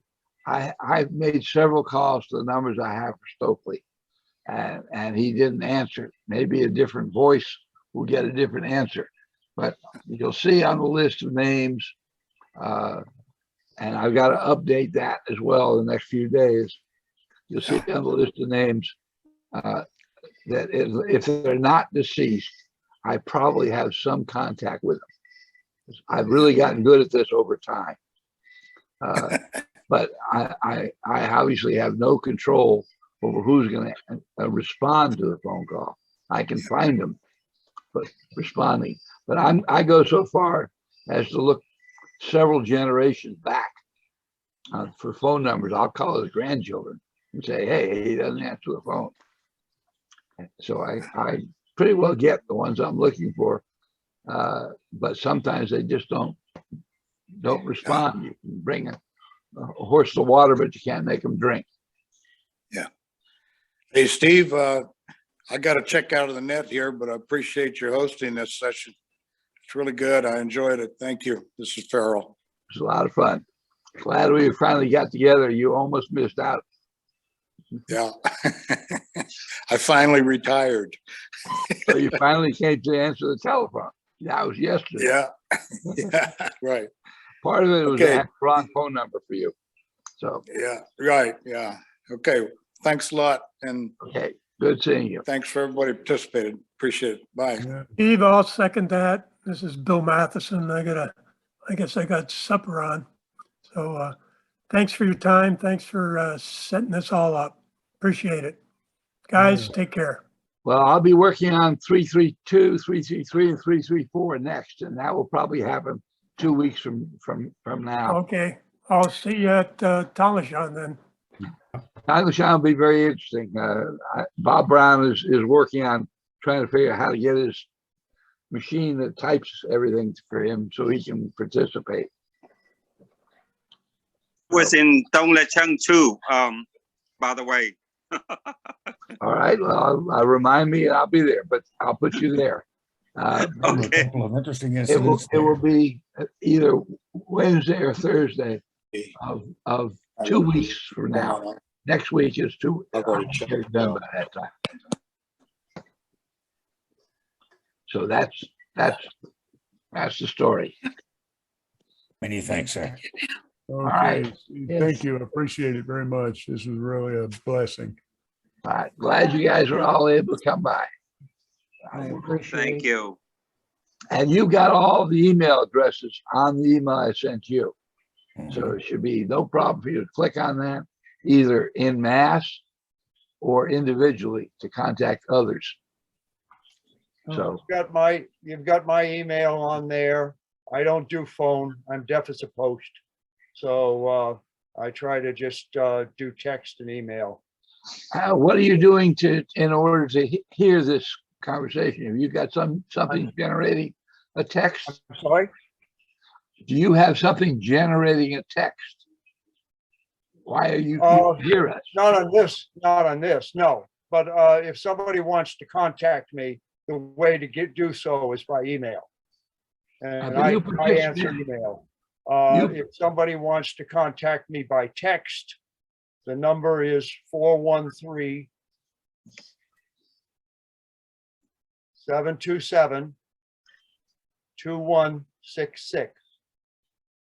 But I'm very reluctant to answer the phone. I get a lot of scam calls and whatnot. So if I don't know who it is, I just don't answer the phone. Yeah, but there isn't a Nigerian Prince's Special Forces scam out there. Yeah, I know. And by the way, the B-36 crowd found me last year. And that was fascinating for me because I had no idea what was going on when I was in B-36. And I've told it's because apparently I had more field time than anybody else. I was never anywhere except, you know, at the end of a radio call out in the jungle. Hadn't a clue as to any of the unit history or any of the rest of it, but they found me, you know, and I'm reminded of a time that I walked into a mess hall in Saudi Arabia and somebody looked up and he goes, "Why not? Where the hell have you been for the last 10 years? Avoiding people like you." So whatever. But you said you had trouble hearing, but you have been hearing this event. This is boosted. I've got a computer and I've got a boosted, I've got it programmed and boosted for me. So it's still audio. You're not changing, you're not putting captions on what you have. You just boosted the Yeah, I just boosted so I can hear it. Okay. And it's a high frequency hearing loss. My low frequency is actually above normal. So weird.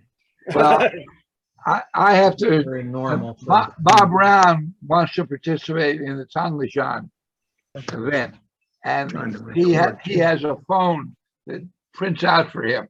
I don't know what to tell him about this Zoom meeting because I don't know, but I gave him an advance warning so he can do what he had to do. If there's something that you have that you can offer as advice. No, I just got, this is a Mac. It's a Mac computer. I don't have any special apps or anything else. I just make sure that I've got clear. I'm in an isolated room. Yeah, I'm in a silent, a sound insulated, isolated room, and you know, I've missed a couple of things you've said. So, hey, what the hell? I mean, basically that time when I was reported, actually, as I understand it, KIA in Loch Ninh, And by the way, my parents got a KIA notice from the Department of Defense. Okay, and that ever since, you know, I've just been bad. And then I finished my career in the military in the Armored Cav. And, you know, it's really cool to snipe at about 5 kilometers with a 120 millimeter sniper rifle, but you don't hear ever again. You know, you'll never hear the same ever again after you fired a couple hundred rounds out of a tank. It's just like, whoop, gone. And, but I managed to have a very fun career doing some very interesting things after Nam, so whatever.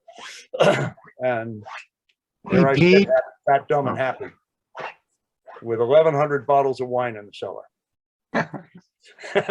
You know. Hey, Pete, I wanted to ask you a quick question. Okay. Sure. Is Pete still there? Is Steve the- Sherman is still here. Yes. Okay, Yes, I'm all here. right, Pete, I think I called you a couple of years ago, a couple of times, Lee Martin. Yes, you did. Yes, we And talked. you had and you told me you had a daughter that worked or owned a bar in San Francisco. Correct. If anybody's in San Francisco, the Red Jack Saloon, 131 Bay Street in San Francisco. Walk in, I keep a Well, standard I went tab, there. tell them you know me, and they'll throw you out. Well, All right? My daughter is actually upstairs. it was a little better than that. It was a little better than that. Oh, Because good. I took my Special Forces book with me with the pictures of you in it. And I showed those pictures to her before she could throw me out. And then she wouldn't take my money after that. So that was a good That's deal. right. Thank you. That's right. You're on my tab. You know, we run a regular tab. In the All Green Beret right. magazine, one fellow actually got noted in the magazine twice as being KIA. Yeah. And I suggested to him that he should have at least 2 oak leaf clusters on his death certificate. Well, I got reported KIA twice and MIA once. So you might want to look into that. They can correct the records a little bit to give Well, you clusters on your death certificate. Hey, I'm on life number 7. I got 2 to go. You know, what the hell? So You can't hear, so that's okay. so what? It's peaceful. That's right. Quiet and peaceful. Why would I want a hearing aid and listen to shit? Nah. Especially with all Oh, that. my wife is sitting beside me and I'm telling her that. Thank you. Thank you. Thanks for hosting this. Super job. Really super job. You're doing a great job. Excellent job. Thanks for coming. But the honest truth is that I've avoided this for 50 years. Yeah. So, But now's the time to do it. hey, Hey, Steve, are you going to do the 10th group? No, I've got enough to do just with Special Forces in Vietnam. And really what I'm doing here is because the A teams got short shift. I've done books on all the Mike forces.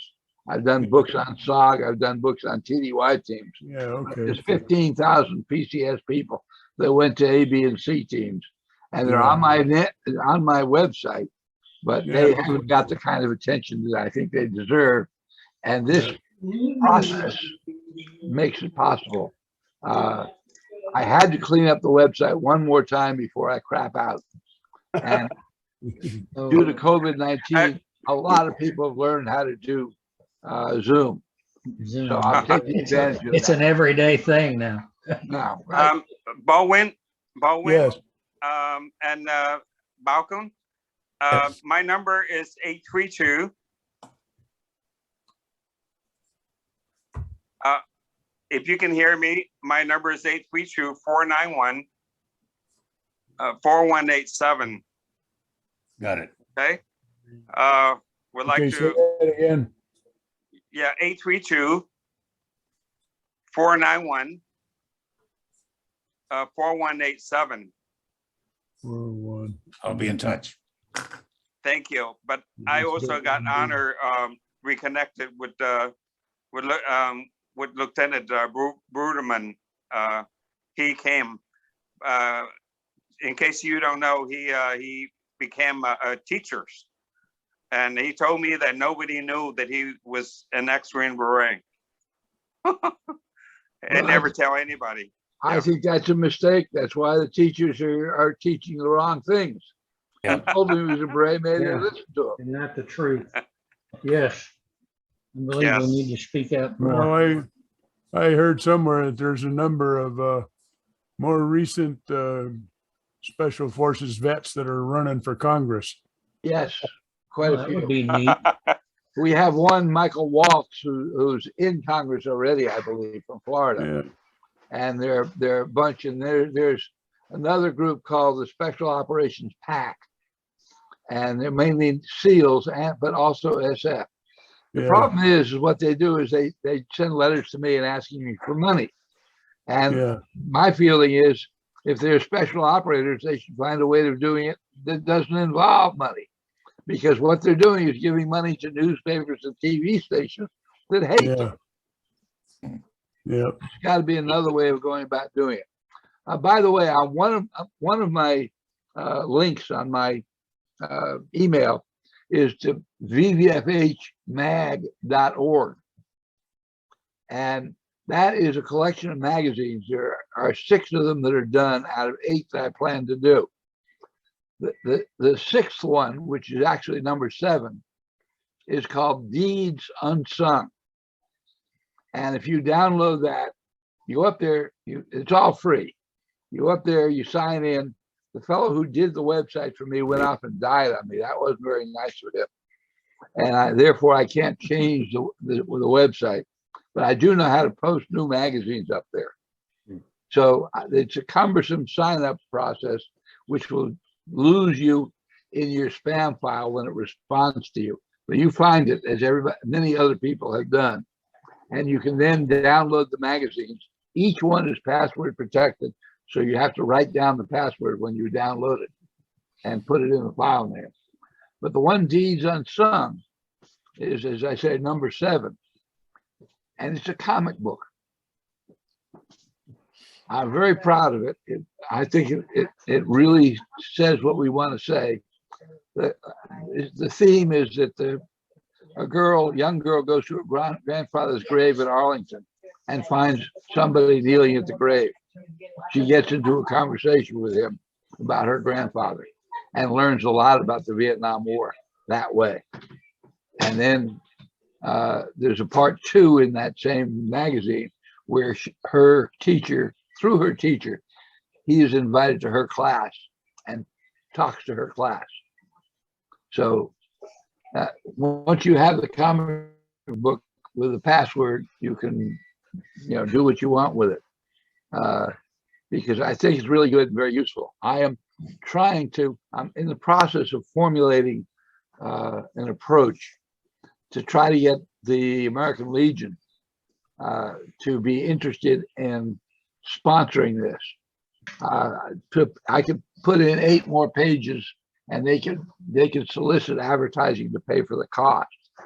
But my theory is give it out to all the Vietnam veterans in the American Legion to pass to their grandchildren and their nephews and nieces, all of whom are very interested in what Grandpa was doing during the war. The general public is not so interested. They think we were fighting the Japanese in Vietnam. But the Vietnam veterans are, and they have 12,000 American Legion posts. If they were able to get the post to take 100 copies to distribute, we get that word out to a lot of people. And that magazine, or that comic book, otherwise called a graphic novel these days. What's the website for that again? VVFH, Victor Foxtrot Hotel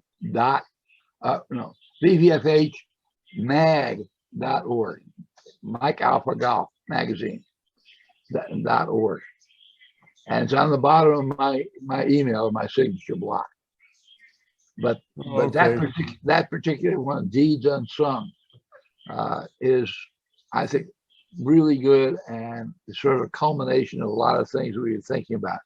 The other magazines are also very good, but they're not targeted to this audience. They're more academic. They're quite interesting, but it's not for this audience.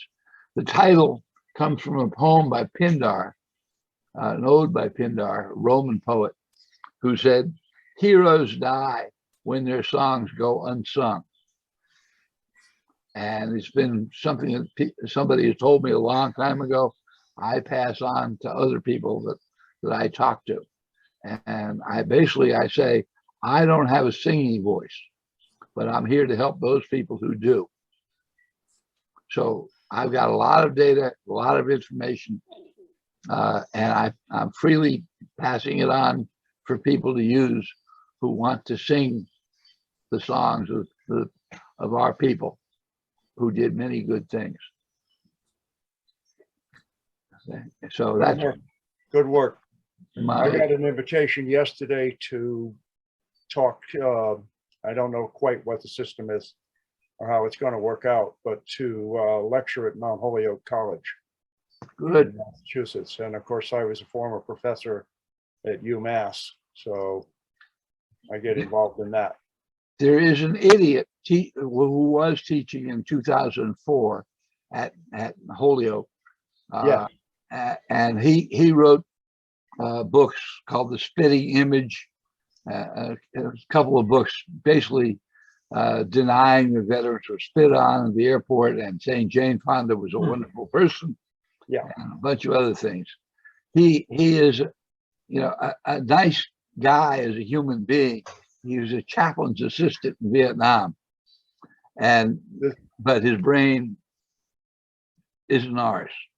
We have some, this is an extremely liberal. I live just off the Connecticut River in Western Massachusetts, and it's an interesting area. It actually tends to vote Republican, but my town is very, very liberal, and you run into some really weird stuff. But hey, whatever, you do what you can. Yeah. Hold on over here. Compose, plug, attach files from the computer.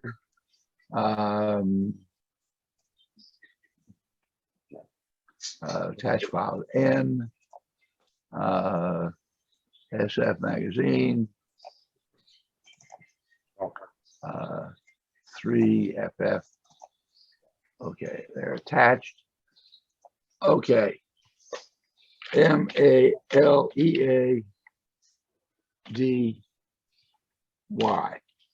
Come on.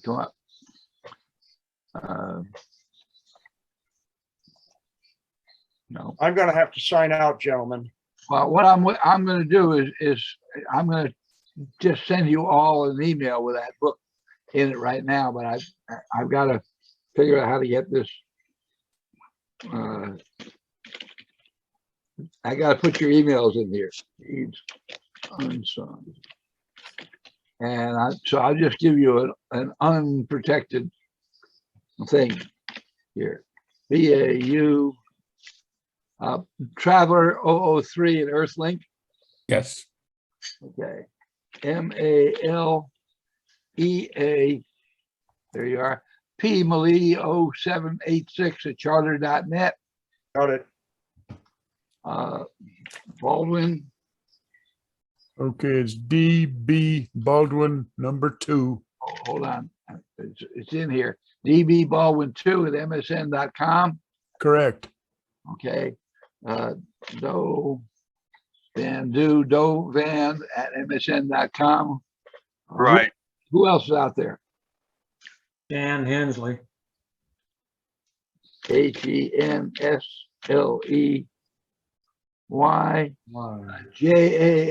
JAMALVRS at yahoo.com. That's it. Okay. Anybody else? I can't see the screen now because I can. Grant Lee, yeah, Lee Okay. Martin. Lee Martin.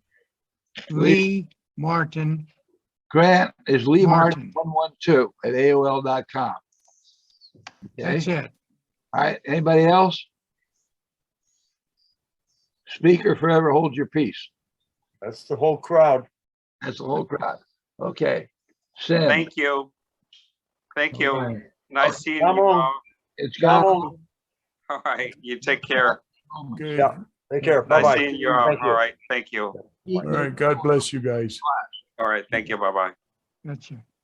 Job well done. All right. Signing out. Yes. Thank Thank you. you very much, Steve. Appreciate your work. Okay. Quality job, sir. Many thanks.